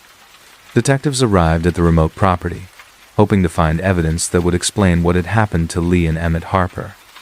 Upon entering the trailer, Police immediately noticed signs that something was wrong. The space was unusually empty, as if someone had hurriedly removed any personal belongings. However, what caught their attention most was the unmistakable presence of blood. Stains were found in multiple areas, suggesting that a violent struggle had taken place. The crime scene was not fresh, but it was clear that the trailer had once held secrets that someone had tried to erase. While processing the trailer, detectives began speaking with those who had known the Harper brothers. It did not take long for a familiar name to surface: Viola Hyatt. The 32-year-old woman had a quiet but well-known presence in the community. She lived on the same farm where the Harpers had been staying, and more importantly, she had a personal connection to one of the victims. It was soon revealed that Viola had been involved in a romantic relationship with Lee Harper. Though details about their time together remained unclear, the more police learned about Viola, the more suspicious they became. She lived a relatively isolated life, rarely drawing attention to herself. Those who knew her described her as reserved, but not necessarily threatening. However, investigators were not convinced by her quiet demeanor. They needed to speak with her directly to determine whether she had any knowledge of the crime. When authorities approached Viola for questioning, they were met with an unsettling response. Instead of showing shock or concern over the deaths of the two men, she remained unusually calm. Her answers were brief, and when pressed for details about the last time she had seen Lee and Emmett, her responses became vague. Detectives noted her behavior and decided to take a closer look at her actions leading up to the Harpers' disappearance. Through interviews with local residents, police learned that Viola had been seen driving her truck along isolated back roads in the days following June 28th. Witnesses reported that she appeared to be acting strangely, as if she were trying to avoid being noticed. This detail stood out. If she had no involvement in the crime, why would she have been taking such unusual routes through the countryside? Detectives were now certain that Viola knew more than she was letting on. The evidence from the trailer, combined with her suspicious behavior, made her a prime suspect. But with no confession and little physical proof directly tying her to the murders, investigators needed more. The case was building, but they had yet to uncover the full story of what had happened on that farm. As officers intensified their efforts, Viola found herself under increasing pressure. The calm exterior she had displayed at first began to crack. What had started as a missing persons investigation was now turning into something far more sinister. And soon, the truth about Viola Hyatt's connection to the crime would finally come to light. As investigators gathered more evidence and continued pressing Viola Hyatt for answers, the pressure on her intensified. Detectives were determined to uncover the truth, and they knew Viola was the key. After hours of questioning, she remained calm, refusing to offer any explanation for the deaths of Lee and Emmett Harper. But law enforcement was not giving up. Determined to break her silence, police confronted Viola with the evidence they had collected. They described the crime scene inside the Harper brothers' trailer, and the eyewitness reports placing her on isolated roads in the days following their disappearance. They emphasized the gruesome nature of the crime and how the victims had been dismembered before their remains were scattered along highways. As detectives laid out these details, Viola's calm demeanor began to shift. After 6 hours of relentless interrogation, she finally cracked. In a matter-of-fact tone, she admitted to shooting both Lee and Emmett Harper on the night of June 28th. However, she did not provide a motive, refusing to explain why she had committed the crime. The lack of explanation puzzled investigators. Was it premeditated? A moment of rage? They had no answers, only Viola's chilling confession. She then detailed how she had disposed of the bodies. After killing the brothers, Viola took a sharp blade and systematically severed their limbs, making their remains unrecognizable. She placed the dismembered in her truck and drove across rural Alabama, discarding the pieces along various highways. Investigators listened in stunned silence as she calmly recounted the process, showing no emotion. With her confession secured, police now had to verify her claims. They retraced her path, searching for any additional remains she might have discarded. The investigation led them to desolate areas along Alabama's roads, places where few people traveled. The sheer effort she had taken to conceal the crime shocked law enforcement. Viola had not simply left the bodies to be found. She had ensured that identifying them would be nearly impossible. Despite her admission, Viola still refused to reveal why she had committed the crime. Police suspected that her relationship with Lee Harper had played a role, but without her cooperation, they could only speculate. Some believed it may have been a dispute over money or property, while others thought it was a crime of passion. Yet even as she faced the consequences of her actions, she never gave investigators the closure they sought. With a full confession in hand and overwhelming evidence against her, police prepared to formally charge Viola Hyatt. The quiet woman from White Plains, Alabama, had just admitted to one of the most gruesome crimes in the state's history, and now the legal system would decide her fate. With Viola Hyatt's confession secured, authorities moved quickly to bring charges against her. The state of Alabama charged her with 2 counts of murder, and the case moved toward the trial. Given the brutal nature of the crime, public interest in the case grew rapidly. The quiet, reserved woman from White Plains was now at the center of one of the most shocking murder cases in the state's history. Viola's trial began in early 1960, less than a year after the murders. In the courtroom, the prosecution presented a strong case, laying out the full timeline of events. They detailed how Lee and Emmett Harper had gone missing, how their torsos were found discarded on Alabama highways, and how investigators had traced the crime back to Viola. The most damning evidence, however, was her own confession. Prosecutors played recordings of her statement to law enforcement, where she described the killings and dismemberment in a calm, matter-of-fact manner. The jury listened in silence, absorbing the disturbing details. Despite the overwhelming evidence, Viola's defense team attempted to shift the narrative. They did not argue her innocence, but instead focused on her mental state. Her attorneys claimed that she had been under severe emotional distress at the time of the killings, suggesting that an unspecified personal conflict had led to her actions. However, Viola herself refused to offer any explanation for the crime, making it difficult for the defense to argue for leniency. Throughout the trial, Viola remained composed, showing little emotion as the evidence against her was presented. This only added to the eerie nature of the case. Many in the courtroom expected to see signs of remorse or regret, but she remained largely expressionless. Some speculated that she was numb from the weight of her actions, while others believed she felt no guilt at all. After days of testimony and legal arguments, the jury deliberated for only a short time before reaching a verdict. Viola Hyatt was found guilty of 2 counts of murder. The court sentenced her to 2 life terms in prison, ensuring that she would spend the rest of her days behind bars. For many in the community, justice had been served. The case remained unsettling. Even with a conviction, the biggest mystery of all still lingered. Why had she done it? Viola was transferred to Tutwiler Prison, Alabama's primary facility for female inmates. There, she maintained the same quiet demeanor she had exhibited throughout the trial. While some inmates were known for causing trouble, Viola kept to herself, following prison rules and avoiding confrontation. Over time, she became known as a model prisoner, and her good behavior would eventually play a role in her fate. As the years passed, speculation about the case never truly faded. Locals in White Plains and Anniston continued to wonder what had pushed Viola to commit such a gruesome act. Some believed the answer had died with her victims, while others held out hope that she might one day reveal the truth. But, as time went on, it became increasingly clear. Viola Hyatt had no intention of ever explaining herself.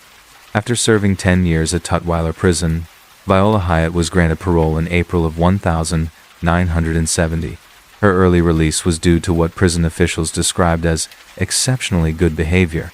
She had followed all rules, maintained a quiet presence, and avoided any trouble during her time behind bars. Despite the horrific nature of her crimes, the parole board determined that she no longer posed a threat to society. Her release came as a shock to many in the community, particularly those who had followed the case closely, struggled to understand how someone convicted of such brutal murders could walk free after only a decade. However, there was no public outcry or legal challenge strong enough to overturn the decision. Viola Hyatt, the woman who had confessed to killing and dismembering 2 men, was allowed to return to outside of prison.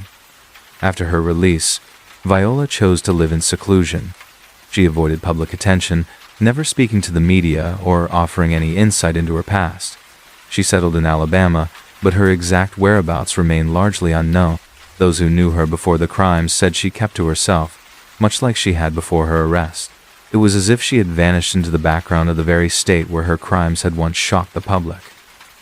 One of the most haunting aspects of the case was that Viola never revealed her motive. From the moment of her arrest until her death, she refused to explain why she had murdered Lee and Emmett Harper. Investigators had theories. Perhaps it was a dispute over money, a personal betrayal, or a violent reaction to an argument, but nothing was ever confirmed. The lack of a clear explanation left the case shrouded in mystery, making it all the more unsettling. Viola Hyatt lived the rest of her life in obscurity. She passed away in June of 2000, taking whatever secret she held about the murders to her grave. Her death marked the end of a story that had left so many questions unanswered. To this day, the case of Viola Hyatt remains one of Alabama's most disturbing true crime stories. The gruesome nature of the killings, the shocking confession, and the complete lack of a known motive make it a crime that continues to haunt those who hear about it.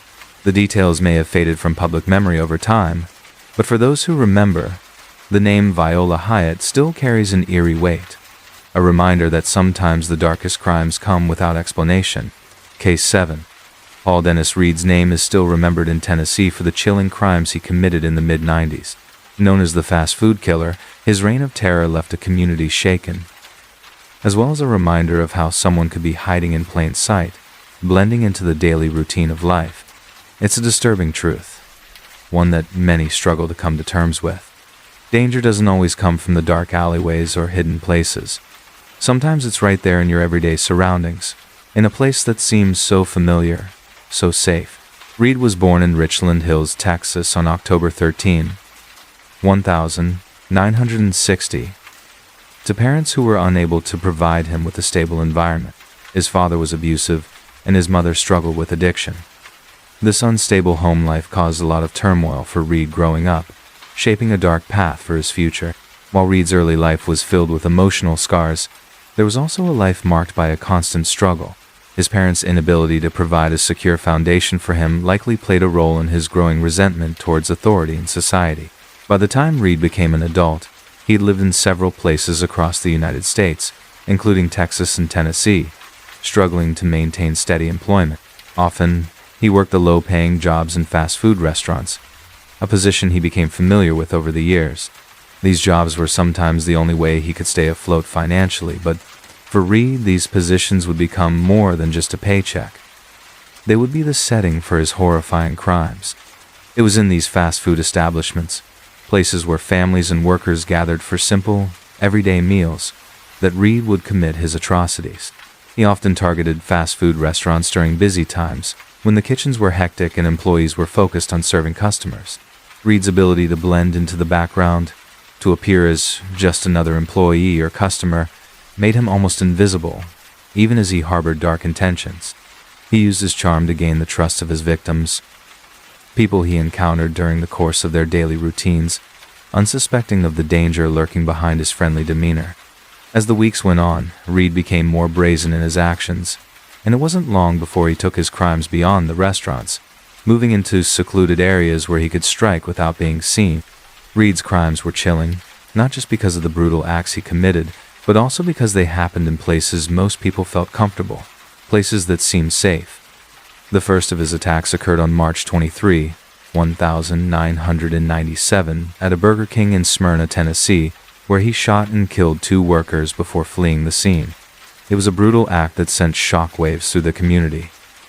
At the time, no one realized that it was just the beginning of a much larger, horrifying spree.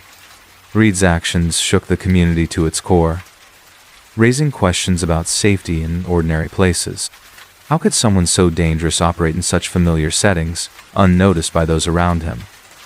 The sense of security people once felt was shattered, and for many, the fear of the unknown began to take hold. Could the next visit to a fast food restaurant, the next stop on a seemingly normal day, turn into something unthinkable? The fear in the community grew as Reed's attacks continued, and despite the growing number of victims, he remained elusive. Authorities were struggling to connect the crimes, which seemed random at first, and it wasn't until April of 1997 that they began to realize there was a connection between the fast food murders. But even with the mounting evidence, Reed was still free, hiding in plain sight.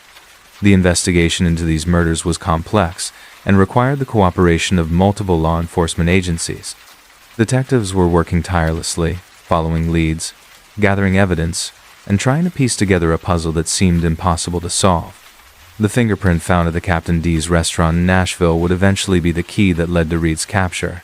But for now, the community remained in the dark, wondering who would be next. The terror of Paul Dennis Reed's actions was far from over, and the fear continued to grip the residents of Tennessee, not knowing when or where he would strike again. This was just the beginning. Paul Reed's story would soon become one of the most chilling in the state's history, one that would leave an indelible mark on the minds of all who heard it.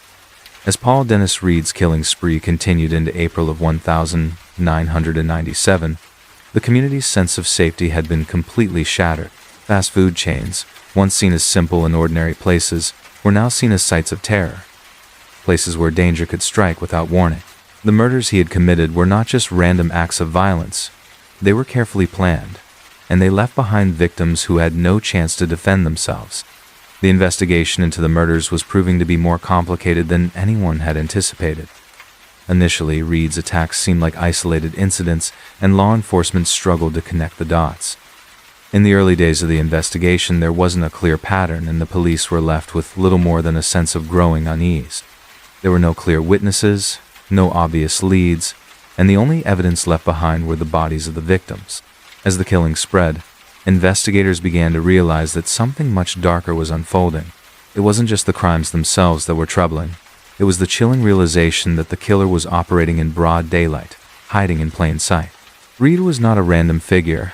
He was a familiar face, someone who was often seen working in the very places where the crimes were happening. On April 6, 1997, just a few days after the Smyrna murder, Reed struck again. This time, it was at a Captain D's in Nashville, Tennessee. He entered the restaurant and once again shot and killed 2 workers. The brutal nature of this attack, the fact that it was happening in a public place, added to the growing sense of fear among the public.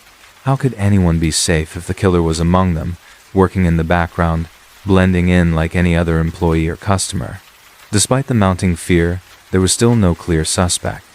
Reed was elusive, and even though he had been seen at the scenes of the crimes, there was nothing that definitively tied him to the killings. But as the days went on, law enforcement would begin to connect the dots, and it was a breakthrough discovery that would eventually lead them to their suspect. During the investigation into the Captain D's murders, police discovered a fingerprint at the scene. It was this fingerprint, found on a restaurant menu, that would become the key piece of evidence that connected Reed to the crime spree.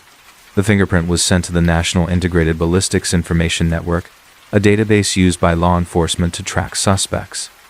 Within days, the print came back with a match: Paul Dennis Reed. At the time, Reed had a criminal record, but it wasn't something that would have immediately linked him to the murders. He had been arrested in the past for minor offenses, but nothing that would have raised red flags or made him a prime suspect in a string of killings. He had worked at various fast food restaurants across Tennessee, and this is where he had left his mark, both literally and figuratively. Once law enforcement had Reed's name, they quickly began to piece together his background. They learned that he had been working in fast food restaurants in the areas where the murders had occurred. He had lived in multiple locations throughout Tennessee and had a history of unstable employment. As the investigators dug deeper into Reed's life, they began to see troubling signs: his previous run-ins with the law, his inability to hold down a steady job, and his strange behavior at work. As the investigation continued, the police realized that Reed had been operating in plain sight for much longer than anyone had suspected. He was, in fact, the very thing that made his crimes so terrifying. A familiar face in a place where people should have felt safe. His ability to blend into the background, to hide in plain sight, made it difficult for authorities to catch him. But now, with his fingerprint tying him to the crime scenes, the search for Reed intensified. Despite this breakthrough, Reed was not immediately apprehended. Authorities had to move quickly, and the pressure to find him was mounting. The fear in the community was palpable. People were afraid to go to work, afraid to visit their local fast food restaurants. The anxiety in the air was thick, as no one knew if they were the next target of the fast food killer. The task of capturing Reed fell to local law enforcement, with assistance from the FBI and other federal agencies. Police began canvassing the neighborhoods, talking to people who knew Reed, and trying to gather any information that might lead to his arrest. In April of 1997, the authorities finally had a tip that Reed had been seen at a nearby fast food restaurant in Nashville. Armed with this information, they staked out the area and waited for him to appear. Reed, unaware that he was being watched, went about his daily routine. He was a man used to blending into his surroundings, and he had no reason to suspect that his time was running out. But as the investigation reached its peak, the noose was tightening, and it was only a matter of time before Reed would be arrested. The police had one final chance to catch Reed before he could strike again, but the question remained. Would they be able to find him in time? Or would the fast food killer slip through their fingers once more? The search for Paul Dennis Reed was about to reach its most intense point yet, and the stakes had never been higher. On April 23, 1997, the man known as the fast food killer, Paul Dennis Reed, was finally arrested. It was a dramatic end to a months-long search that had sent shockwaves through the community. After law enforcement had linked Reed to the murders through his fingerprint at the crime scenes, the hunt to capture him became their top priority. The authorities were determined to ensure he could not harm anyone else. Reed's capture took place in Nashville, Tennessee, just days after the authorities had tracked him down to a fast food restaurant in the area. He had no idea that the police were watching him, waiting for the perfect moment to act. He was apprehended without incident, arrested, and taken into custody. At the time of his arrest, Reed was still denying any involvement in the killings. He maintained his innocence, claiming that he had nothing to do with the murders, despite the mounting evidence against him. Even as he was led into the police car, Reed insisted he was being framed, refusing to accept that he was responsible for the horrific deaths of his victims. The arrest brought a sense of relief to the community, but it also raised many questions. How had Reed managed to evade capture for so long? How had he been able to commit such brutal crimes without drawing suspicion? These questions would be answered in the coming weeks as the trial began to unfold. Reed's trial was a major event in Tennessee, drawing widespread attention. Prosecutors presented an overwhelming amount of evidence against him, and they were determined to secure a conviction. One of the most significant pieces of evidence was the fingerprint found at the Captain D's crime scene, which had been matched to Reed's international database. The defense, on the other hand, attempted to argue that Reed had been wrongfully identified, but this was a hard claim to substantiate with the mounting evidence. In addition to the fingerprint evidence, a crucial part of the case came from one of Reed's victims who had miraculously survived his brutal attacks. This survivor bravely took the stand, recounting the terrifying ordeal she had faced at Reed's hands. Her testimony was emotional and gripping, and it was a key moment in the trial that left no doubt in the minds of the jury. Despite the defense's attempt to undermine the case, the evidence against Reed was irrefutable. Prosecutors presented forensic evidence, including ballistic reports, which showed that the weapons used in the murders had been tied to Reed. They also detailed his patterns of behavior, his criminal history, and the disturbing nature of the crimes. It became clear to everyone involved that Reed was not just a random killer, but a man who had methodically planned his murders. Throughout the trial, Reed's behavior was unsettling. He showed little emotion during the proceedings and appeared indifferent to the gravity of the situation. He would occasionally make bizarre statements, and his lack of remorse for his victims became apparent. It was this cold, calculating demeanor that made him so dangerous, and it became increasingly clear that he had no empathy for the people he had killed. The prosecution also highlighted the methodical nature of Reed's crimes, showing how he had used his position as a fast food worker to gain access to his victims. He had targeted vulnerable employees, luring them into isolated areas before carrying out his attacks. His ability to blend in and earn the trust of his victims made him even more chilling. The victims had no reason to suspect that he was anything other than a regular coworker, and that is what made his attacks so unpredictable and terrifying. As the trial progressed, the jury deliberated for just a short time before delivering their verdict, guilty. Paul Dennis Reed was convicted of multiple counts of murder. The weight of the evidence against him was overwhelming, and the jury had no doubt that he was responsible for the brutal killings that had terrorized the community. The sentencing phase of the trial was equally intense. Reed faced the death penalty for his crimes, and the courtroom was filled with tension as the fate of the fast food killer hung in the balance. In October of 1997, after weeks of deliberation, Reed was sentenced to death for the murders he had committed. For the victims' families and the people of Tennessee, the sentencing was a bittersweet moment. The conviction brought some sense of justice, but it could never bring back the lives lost. Reed's reign of terror had left an indelible mark on the community, and his trial had served as a painful reminder of the horrors that had unfolded. Reed's trial was a turning point in the case, and his conviction marked the beginning of a new chapter for those affected by the crimes. But even as Reed was sentenced to death, many questions remained about his true motivations. What had driven him to commit such brutal acts? Was he simply a man driven by rage, or was there something deeper behind his actions? These were questions that would continue to haunt the public long after the trial had ended. In the end, Reed's conviction provided some sense of closure for the community, but the pain and trauma left behind by his crimes would never be fully erased. His story would serve as a chilling reminder of the dangers that can lurk in even the most familiar places, and the importance of staying vigilant in the face of evil. The arrest, trial, and conviction of Paul Dennis Reed were significant milestones in the case, but the aftermath of his crimes left an indelible impact on the community. For months, people in Nashville and surrounding areas had lived in fear, not knowing who was behind the brutal murders that had shaken the city.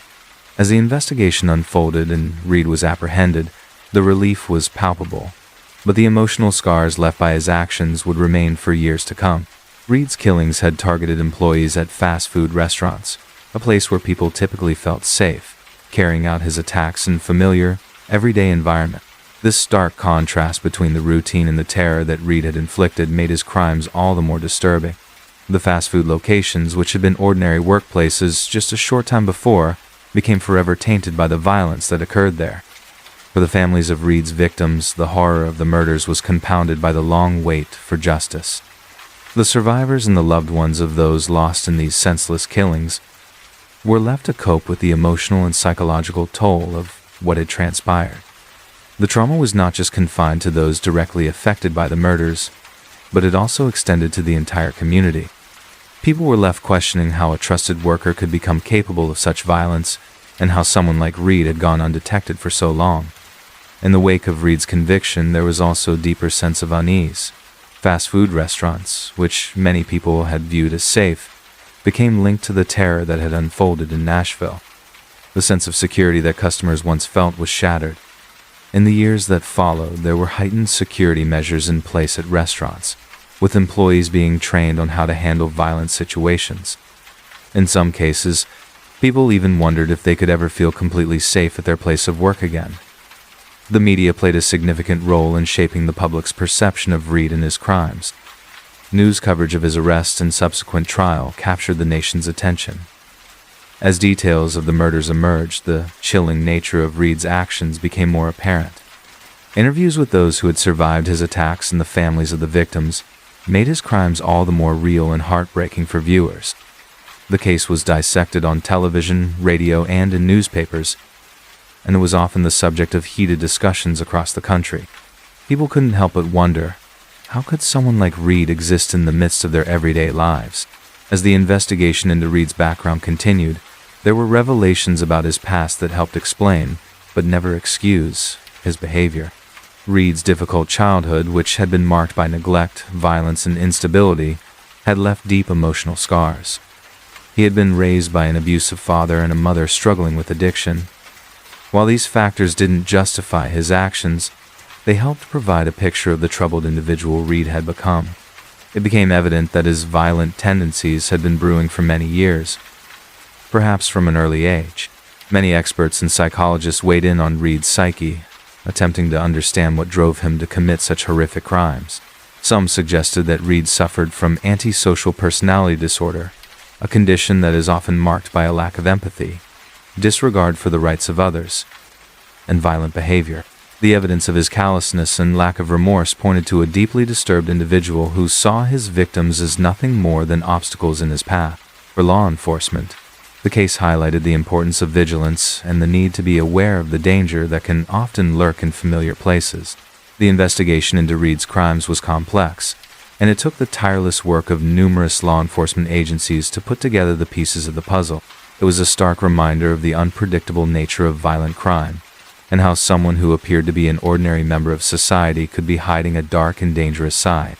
The lasting effects of Reed's crimes were also felt in the criminal justice system.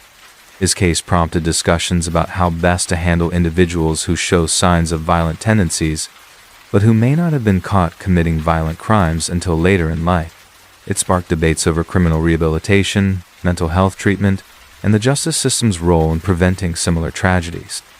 For Reed, his time in prison was marked by the same indifference that characterized much of his life. He showed little remorse for his actions and continued to maintain his innocence, even after his conviction. While on death row, Reed was the subject of multiple appeals, but none were successful.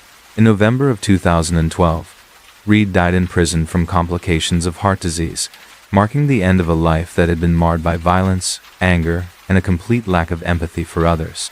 In the years following his conviction, Paul Dennis Reed's name became synonymous with the chilling crimes he committed. While the trial provided a sense of closure for some, the emotional scars of the survivors and the families of the victims would never fully heal. The case served as a reminder of the need for constant vigilance and awareness in the face of evil, and how someone who may seem harmless can cause unimaginable harm. As we reflect on Paul Dennis Reed's crimes, we are reminded that true crime stories are not just about the criminals who commit them, but also about the victims, the survivors, and the impact on the community as a whole. The story of Reed's reign of terror serves as a warning that, even in the most familiar places, danger can be just around the corner. As we reach the final chapter of the story of Paul Dennis Reed, it's important to reflect on the lasting impact of his crimes and the lessons learned from his reign of terror. While the case of the fast food killer may have closed with his conviction and eventual death, the ripple effects of his actions continue to affect the community, law enforcement, and the criminal justice system to this day. Paul Reed's crimes were not just about the brutality of his murders, but also about how they expose vulnerabilities in everyday life. Fast food restaurants, which were once seen as safe and commonplace environments, became the site of horrifying violence. In the aftermath, many people in Nashville and beyond struggled to reconcile the image of a trusted employee working a regular shift with the horrific acts that Reed had committed. This stark contrast left many questioning their safety in places they once thought were free of danger. For the victims and survivors, the pain of their experiences continues to linger long after Reed's arrest. The families of those who lost their lives in the fast food restaurants were left with an overwhelming sense of grief and loss. The survivors, especially those who had been directly targeted by Reed, were forced to confront the psychological trauma that came from their encounters with the killer. The courage and strength to move forward from such terrifying experiences speak to the resilience of the human spirit. Though the emotional scars remain long after the physical ones have healed, Reed's case also raised important questions about the criminal justice system's ability to identify and prevent violent offenders from slipping through the cracks. His long history of criminal behavior, combined with the early warning signs of his violent tendencies, suggested that his descent into murder could have been stopped much sooner. Reed's case served as a reminder of the complexities of criminal behavior and the challenges that law enforcement faces in identifying potential threats. It also raised questions about the importance of better understanding and addressing mental health issues in relation to violent crime.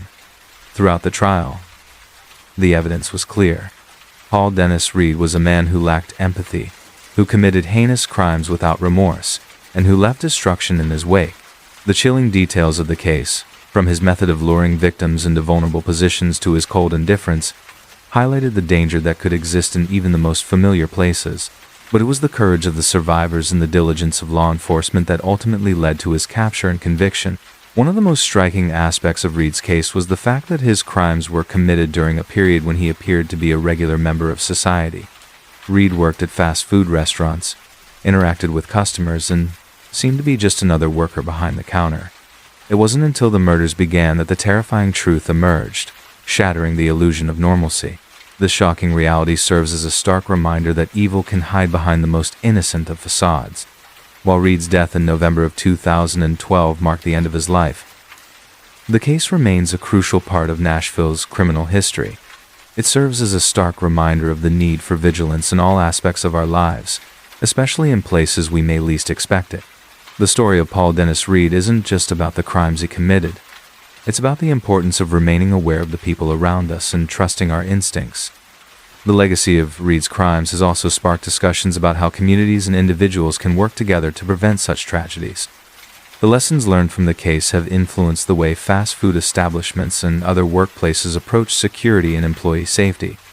In the years since, many businesses have taken steps to ensure that their employees are better trained to handle potential dangers, and there has been a greater emphasis on mental health support for those who may be at risk of committing violent acts. Ultimately, the story of Paul Dennis Reed is a cautionary tale. It is a reminder that evil can lurk where we least expect it, that the person behind the counter may not always be who they seem, and that we must remain vigilant, aware, and empathetic to those around us. While justice may have been served in his case, the scars left behind by his actions will remain a part of the collective memory of those who lived through the terror he caused. As we close the book on this story, let us remember the victims and survivors whose lives were changed forever by Reed's actions. Their stories, their strength, and their courage in the face of unimaginable fear will always be part of the legacy of this case. Let it also serve as a reminder to all of us to stay aware, stay cautious, and never take our safety for granted. Thank you for joining me as we explore the chilling case of Paul Dennis Reed, the fast food killer. If you found this story compelling, be sure to share your thoughts in the comments below. Don't forget to subscribe to stay updated on more true crime stories. And join me next time for another gripping case. Case 8. In the early hours of an August morning in the year 2016, the quiet town of Citronelle, Alabama became the scene of one of the worst crimes in the state's history. Citronelle, a small rural town with a population of just over 40, was the kind of place where most people knew their neighbors. Life moved at a slow pace, and violent crime was rare. But on this day, the town would wake up to news that would send shockwaves through the community.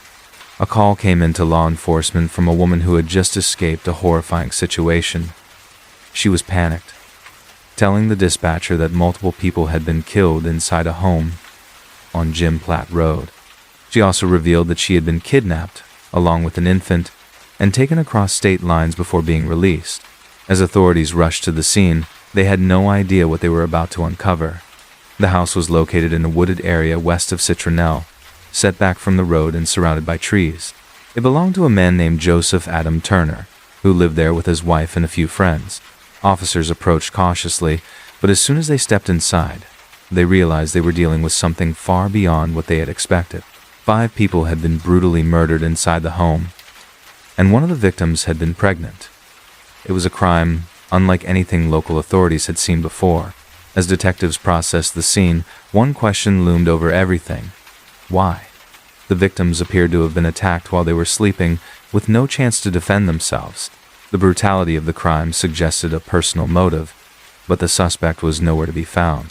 It wasn't long before investigators learned that the man responsible had already turned himself in, over 30 miles away in Mississippi. That man was Derek Ryan Dearman. By the time he walked into the Greene County Sheriff's Office in Mississippi and confessed, the authorities in Alabama were just beginning to piece together the details of what had happened. But the full story of how and why this horrific crime took place would take much longer to uncover. As news of the killing spread, the residents of Citronella struggled to make sense of it.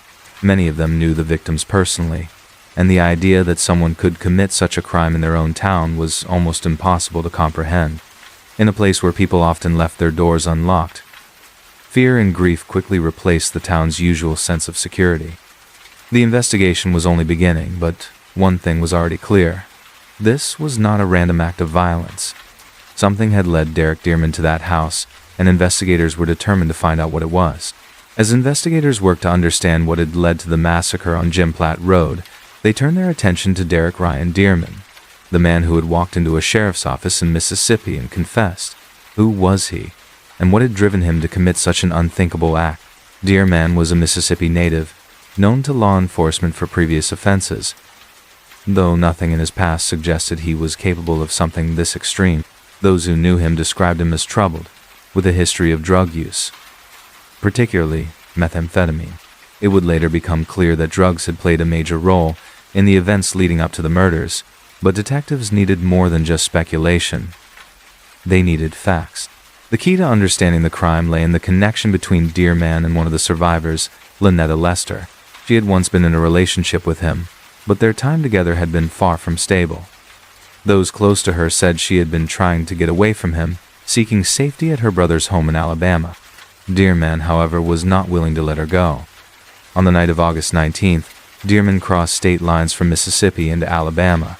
Witnesses would later say he had been using methamphetamine, which may have heightened his paranoia and aggression. At some point, he made his way to the house on Jim Platt Road, where Lynetta was staying. He lurked outside, watching the house, and later claimed he had seen people inside, talking about him. It was unclear whether this was real or just a drug-induced hallucination, but whatever he believed, it pushed him to take action. Dearman did not act immediately. Instead, he left and went to sleep in his truck in the woods near the house. Hours passed. Then, just before dawn, on August 20th, he returned, this time forcing his way inside. The attack that followed was swift and brutal. The victims never had a chance to escape. After the killings, Dearman did something unexpected. He took Lynetta Lester and an infant from the home and drove them across the state line into Mississippi. He went to his father's house in Leakesville, about 30 miles away. There, something changed. Whether it was coming down from the drugs or realizing the gravity of what he had done, Dearman decided to let Lynetta and the infant go. She wasted no time. As soon as she was free, she contacted the police, setting the investigation in motion. Meanwhile, Dearman made his way to the Greene County Sheriff's Office and turned himself in. He admitted to the killings, but his reasons were unclear. He mentioned methamphetamine, suggesting the drug had played a role in his actions, but his confession raised more questions than it answered. Investigators now had their suspect in custody, but they still needed to piece together the full picture of what had happened inside that house. As authorities in Alabama prepared to bring Dearman back to face charges, the town of Citronella was left in shock. The crime scene had been secured, but for the families of the victims, the nightmare was just beginning. With the Derek Dearman in custody, investigators worked quickly to piece together the exact sequence of events leading up to the murders.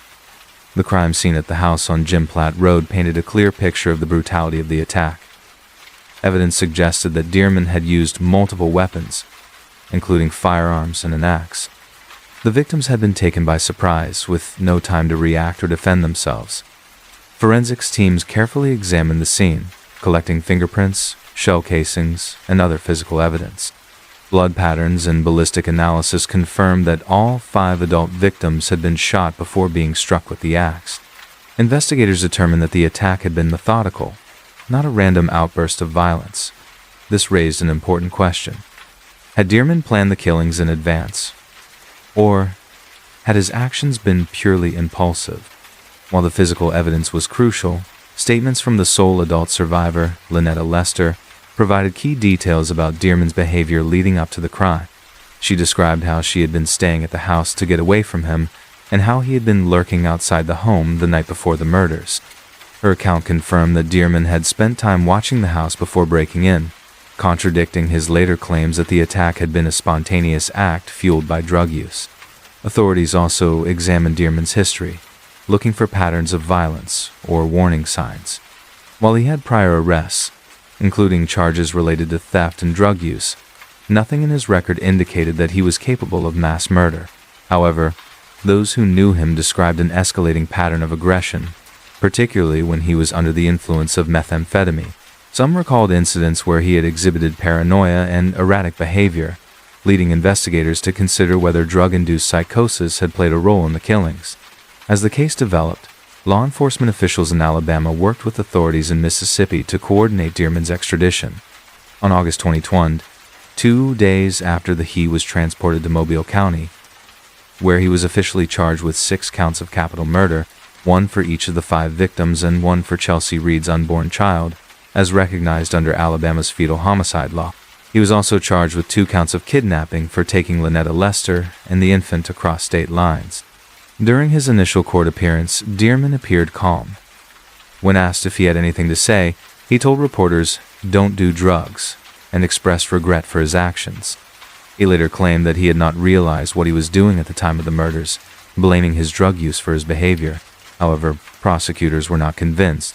They pointed to the fact that he had been seen watching the house the night before, had left and then returned hours later, and had chosen to take specific actions after the killings, such as abducting Lester and the infant, suggesting that his actions were not entirely out of his control. As investigators built their case, the small town of Citronelle struggled to process the tragedy. Memorials were held for the victims, and the community came together in support of the grieving families. Meanwhile, the legal process was just beginning.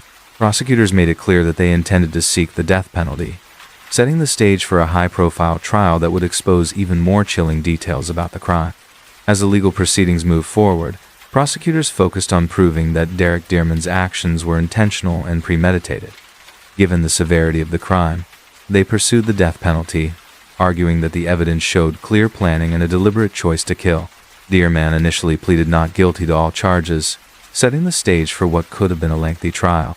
However, in September of 2018, more than 2 years after the murders, he unexpectedly changed his plea to guilty on all 6 counts of capital murder, as well as the kidnapping charges. This did not eliminate the need for a trial, as Alabama law required a jury to determine whether he would receive a life sentence without parole or the death penalty. During the sentencing phase, prosecutors presented a detailed timeline of events, supported by forensic evidence and witness testimony. They emphasized how Dearman had arrived at the house during the early morning hours. Fully aware that the victims were inside and asleep, they described how he had used multiple weapons, ensuring that none of the victims survived. The brutality of the attack, combined with the fact that one of the victims had been pregnant, made the case particularly shocking. Defense attorneys attempted to argue that Dearman's drug use had impaired his ability to make rational decisions, suggesting that methamphetamine had played a significant role in the crime. They also presented mitigating factors, including his history of drug addiction and claims that he had expressed remorse. However, the prosecution countered these arguments by pointing out that Dearman had been aware enough to take deliberate actions after the killings, including kidnapping Lynetta Lester and the infant, crossing state lines, and later turning himself in. The jury took less than an hour to reach a verdict. They found Dearman guilty on all counts and recommended the death penalty. The judge formally sentenced him to death on October 12, 2018. In his final statement before sentencing, Dearman apologized to the victims' families and admitted that he had destroyed multiple lives with his actions. Following his conviction, Dearman was transferred to Holman Correctional Facility, Alabama's primary prison for death row inmates. His legal team initially filed appeals, but over the next several years, his attempts to overturn the sentence were unsuccessful. In April of 2024, Dearman announced that he would no longer fight his execution. He accepted his fate and stated that he was prepared to face the consequences of his actions. The Alabama Supreme Court approved his death warrant in early September of 2024, setting his execution date for October 17. With this decision, the case was finally nearing its conclusion. However, for the families of the victims, the pain of that August morning in 2016 would never fully fade. The trial had provided justice, but it could never undo the devastation caused by one man's violent rampage. On October 17, 2024, Derek Dearman was executed by lethal injection at Holman Correctional Facility in Atmore, Alabama. The execution took place at 6:14 in the evening, following hours of legal procedures and final preparations. Witnesses, including members of the victims' families, gathered to see the sentence carried out.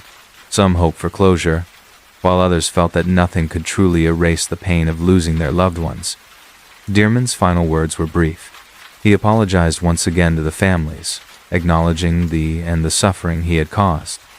His last meal consisted of a seafood platter, which included fried catfish, shrimp, oysters, onion rings, deviled crab, and 2 sides. Just minutes after the drugs were administered, he was pronounced dead. With his execution, one of the most horrific crimes in Alabama's history had reached its final chapter. Despite the legal resolution, the emotional scars left by the Citronelle homicides remained deep. The small town, once shaken by fear and grief, continued to mourn the victims. Family members spoke about the lasting impact of the tragedy, recalling the lives that had been stolen in an instant. They remembered Joseph Turner as a devoted brother, Shannon Randall as a loving wife, Robert Brown as a caring friend, Justin Reed as a dedicated husband, and Chelsea Reed as an expectant mother who never got to meet her child. The loss of Chelsea's unborn baby added another layer of sorrow, a reminder of a life that never had the chance to begin. The home where the murders took place no longer stood. It had burned down just weeks after the killings, leaving nothing but an empty lot, where so much devastation had occurred.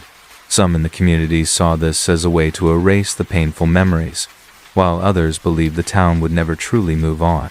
The crime had become a permanent part of Citronel's history, a reminder that even in the quietest places, unimaginable violence could erupt. Law enforcement officials who worked on the case reflected on the brutality of the crime and the challenges they had faced in bringing dear men to justice. Many of them had seen violent cases before, but few compared to the horror of that August morning in 2016. The case reinforced the dangers of drug addiction, domestic violence, and unchecked rage, all of which had played a role in the tragic events. In the years that followed, the Citronel homicides were remembered not just for the crime itself, but for the impact on the families and the justice that was ultimately served. For those who lost loved ones, there was no real sense of relief, only the reality of living without the people they had cherished. The execution of Derek Dearman did not bring them back, but it did ensure that he would never harm another person again. The story of the Citronel homicides remains one of the most disturbing in Alabama's history, a case that serves as a haunting reminder of how quickly life can be stolen away. Case 9. In the mid-1980s, the streets of Miami, Florida, were gripped by a wave of drug violence, and the line between crime and law enforcement began to blur in some cases. One of the most shocking examples of this crossover came in the form of Manuel "Manny" Pardo Jr., a former police officer who turned into one of Florida's most notorious serial killers. His story is one that leaves a haunting imprint, and innocuous for the brutality of his crimes, but for his disturbing justification of them. Born on September 24, 1956, Manuel Pardo appeared to have a promising start in life. He grew up in New York, served as a Boy Scout, and later joined the U.S. Marine Corps, where he developed a reputation for discipline and dedication. After his service, Pardo pursued a career in law enforcement. He graduated at the top of his class from the Florida Highway Patrol Academy, a promising young officer with what seemed like a bright future ahead of him. But beneath this image of respectability lay a man whose views on justice would lead him down a dark and twisted path. Pardo's law enforcement career quickly became tarnished. In 1979, just a few years after joining the Florida Highway Patrol, he was fired for falsifying traffic tickets. However, this didn't mark the end of his time as a police officer. He soon found a new job with the Sweetwater Police Department in Miami-Dade County. Despite his troubled past, Pardo was once again in uniform, entrusted with the duty of protecting the public. Unfortunately, this position would give him the access and resources to launch a crusade. In early 1986, Pardo began committing a series of violent robberies and murders that would ultimately claim 9 lives over the course of just 3 months. His victims were men and women, some involved in the drug trade, others simply caught in his path. What made Pardo's case even more chilling was his unwavering belief that his actions were justified.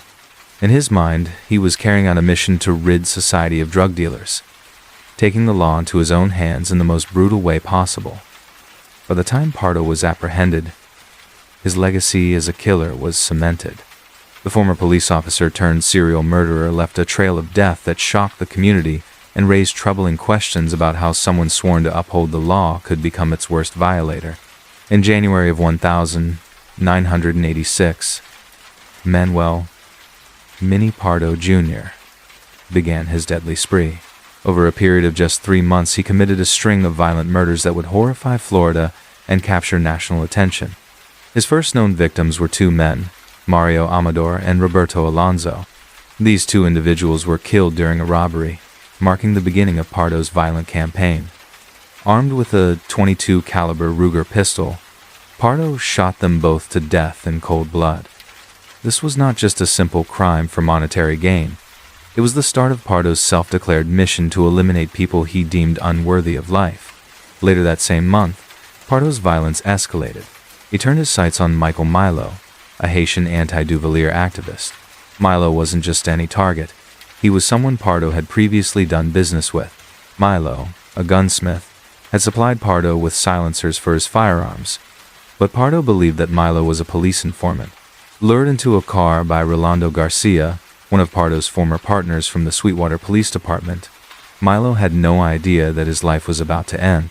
Pardo waited in the backseat of the car, and when the moment was right, he shot Milo in the head with a 9mm pistol. This was a deliberate, calculated act of murder, one that would later be linked to Pardo through evidence found at the crime scene. As February rolled around, Pardo's violence continued. His next victims were Luis Robledo and Opiano Ledo, both of whom were killed during a home robbery. These murders followed a similar pattern to his earlier killings, as Pardo showed no hesitation in taking lives to further his twisted cause.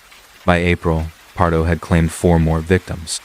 In 2 separate incidents, he killed Farah Quintero and Sarah Musa over what seemed like minor disputes, an argument about a pawned ring, and refusal to buy him a VCR with stolen credit cards. But in Pardo's mind, these were acts of betrayal that justified murder. His beliefs and superstitions, like his interpretation of Quintero's actions as a sign of death linked to the Cuban Santeria religion, further distorted his perception of reality. The final killings in April involved Ramon Alvaro and his girlfriend Daisy Ricard. Pardo believed that Alvaro had failed to meet obligations in drug deals, and in Pardo's eyes, this was reason enough to execute him. During the murder, however, things didn't go as smoothly as they had before. After shooting Ricard, Pardo's gun jammed, forcing him to use the weapon as a bludgeon to kill her.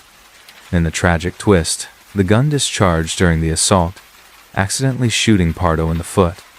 By the time the dust settled, 9 people had been killed. Pardo's belief that he was delivering justice to drug dealers was a grotesque justification for his actions. He left behind a trail of blood, confusion, and fear, all while keeping mementos of his crimes like photographs of his victims and detailed notes. These gruesome details would later play a significant role in his capture and eventual conviction. As Manuel Manny Pardo Jr.'s killing spree continued, law enforcement began to realize they were dealing with a serial killer. However, Pardo's background as a former police officer made him more elusive than most criminals. He knew the tactics and procedures of law enforcement, which initially helped him avoid capture. But by April of 1986, investigators began piecing together clues that pointed in Pardo's direction. The first break in the case came when investigators started noticing a pattern in the murders. Many of the victims were either involved in or connected to drug-related activities. While this might have pointed to a typical gang or cartel-related violence, the randomness of the killings and the sheer brutality suggested otherwise. Detectives in Miami and across Florida were working around the clock to link these killings and find a common thread that could lead them to the perpetrator. Pardo's undoing, however, came from his own carelessness. After one of the murders, he began using the credit cards he had stolen from his victims. This reckless behavior gave detectives a crucial lead. Surveillance footage and transaction records pointed directly to him. In addition, when his final victim, Daisy Ricard, was murdered, Pardo accidentally shot himself in the foot This wound would later play a critical role in linking him to the crime scene. As the investigation progressed, law enforcement agencies began collaborating, gathering evidence that all 9 murders were connected. Pardo's habit of documenting his crimes also provided investigators with invaluable evidence. During searches of his home, they discovered a collection of his disturbing memorabilia. He had kept newspaper clippings about the murders and even photographs of some of his victims. Investigators also found his personal diaries, which provided chilling insights into his mindset. In his writings, Pardo detailed his justification for the murders, portraying himself as a vigilante cleaning up the streets.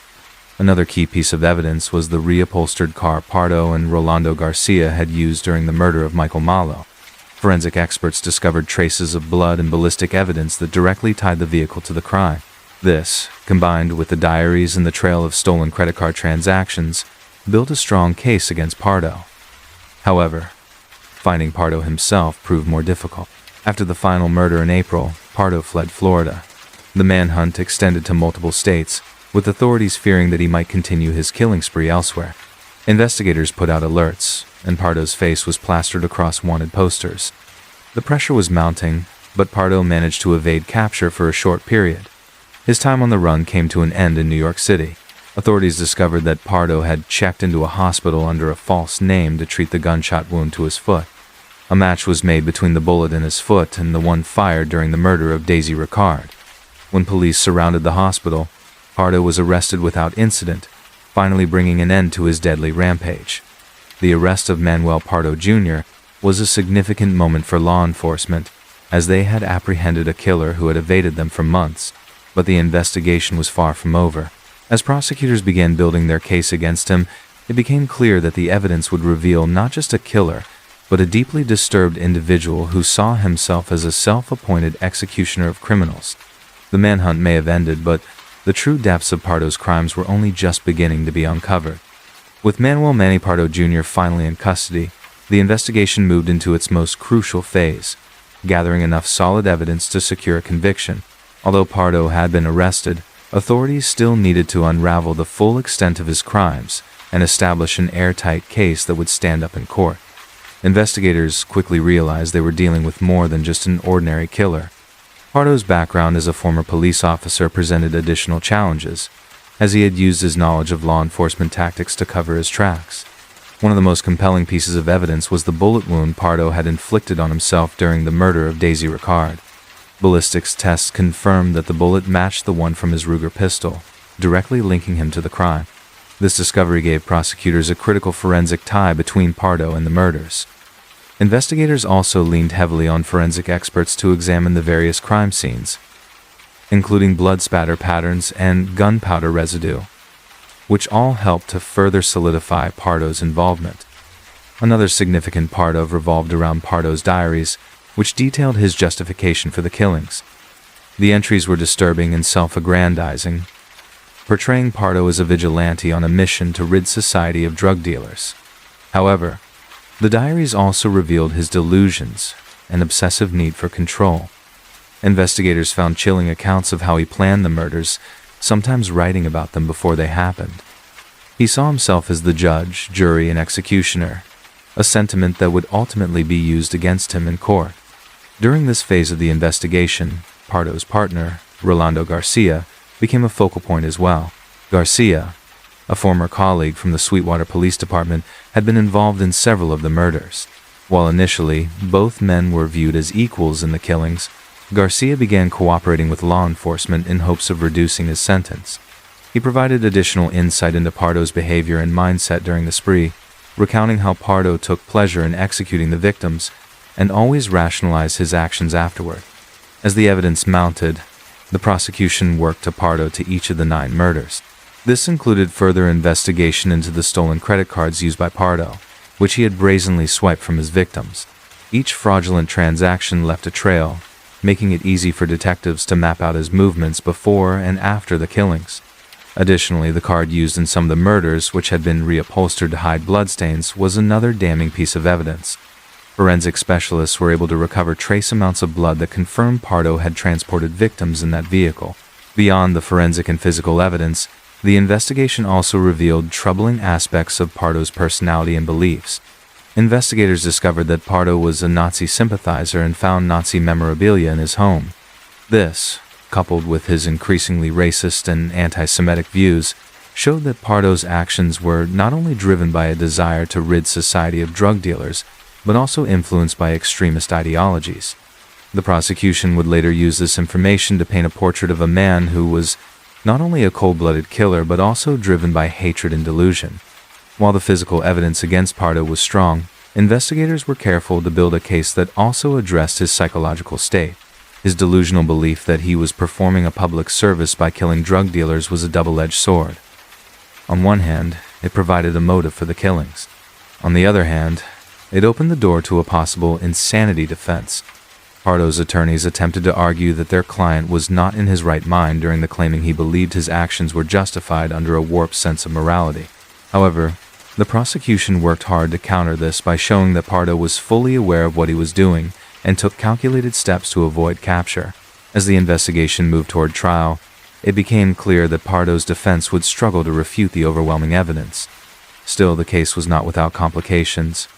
Pardo's connection to the police department and his status as a former officer brought intense scrutiny to the investigation. Some questioned how a man with such violent tendencies had been able to operate within law enforcement for so long without detection. Others worried that his knowledge of police procedures could result in legal technicalities that might weaken the prosecution's case. Despite these challenges, investigators remained confident. With forensic evidence, witness testimony from Garcia, and Pardo's own diaries as key pieces of the puzzle, the stage was set for a high-profile trial.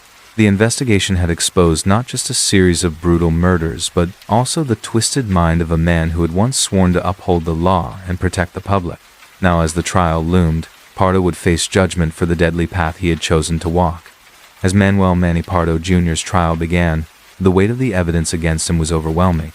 The prosecution presented a clear and methodical case using Pardo's diaries, forensic evidence, and testimony from his former partner, Rolando Garcia, to piece together the horrific series of murders. The courtroom was captivated by the story of how a former police officer had turned into a calculating serial killer using his knowledge of law enforcement to carry out his crimes. Pardo himself played a significant role in his own downfall. Despite the advice of his defense attorneys, he chose to testify during the trial, standing before the jury and admitting to the killings. But rather than showing remorse, Pardo maintained his twisted belief that he had been doing society a favor by targeting drug dealers. He described himself as a soldier who had completed a mission and even went so far as to ask the jury to sentence him to death, viewing it as the ultimate validation of his actions. His lack of remorse and cold demeanor only further cemented the prosecution's portrayal of him as a dangerous and delusional killer. The defense, meanwhile, faced an uphill battle. They attempted to argue that Pardo was mentally unstable, presenting an insanity defense that suggested he was not fully in control of his actions. However, the prosecution countered this by showing how meticulously Pardo had planned the murders and how he had taken deliberate steps to avoid getting caught. They argued that his actions were not those of a man in the throes of insanity, but of a calculating individual who believed he was above the law. The jury deliberated for a relatively short time before reaching a verdict. Pardo was found guilty on all 9 counts of first-degree murder. The evidence, combined with his chilling courtroom testimony, left little doubt in the minds of the jurors. Pardo's own words had played a key role in sealing his fate. During the sentencing phase, Pardo's request for the death penalty was granted. The judge sentenced him to death, and he was transferred to Florida's death row to await execution. Pardo spent over 2 decades on death row, continuing to insist that he had been right to kill his victims, showing no sign of regret for the lives he had taken. On December 11, 2012, Manuel Pardo Jr. was executed by lethal injection. He was pronounced dead at 7:47 p.m., ending the life of one of Florida's most infamous serial killers. His execution marked the final chapter in a case that had haunted the Miami-Dade community for years. The families of his victims, though scarred by the loss of their loved ones, found some sense of closure knowing that Pardo's reign of terror was finally over. The case of Manuel Pardo left a lasting impact on law enforcement and the public alike. It was a stark reminder of how someone trusted to protect and serve could cross the line into darkness. Pardo had once been a decorated police officer, but in the end he became a symbol of betrayal and violence. His belief that he was on a righteous mission exposed the dangers of unchecked delusion and fanaticism. As his case came to a close, it left behind a legacy of tragedy and a cautionary tale about the thin line between justice and murder. Pardo's story remains a chilling reminder that evil can sometimes come from the most unexpected places. The man who had once worn a badge of honor as a law enforcement officer ultimately became one of the very criminals he'd sworn to stop. In his final moments, Pardo may have seen himself as a martyr for his cause, but to the world he was just a cold-blooded killer who had left a trail of devastation in his wake.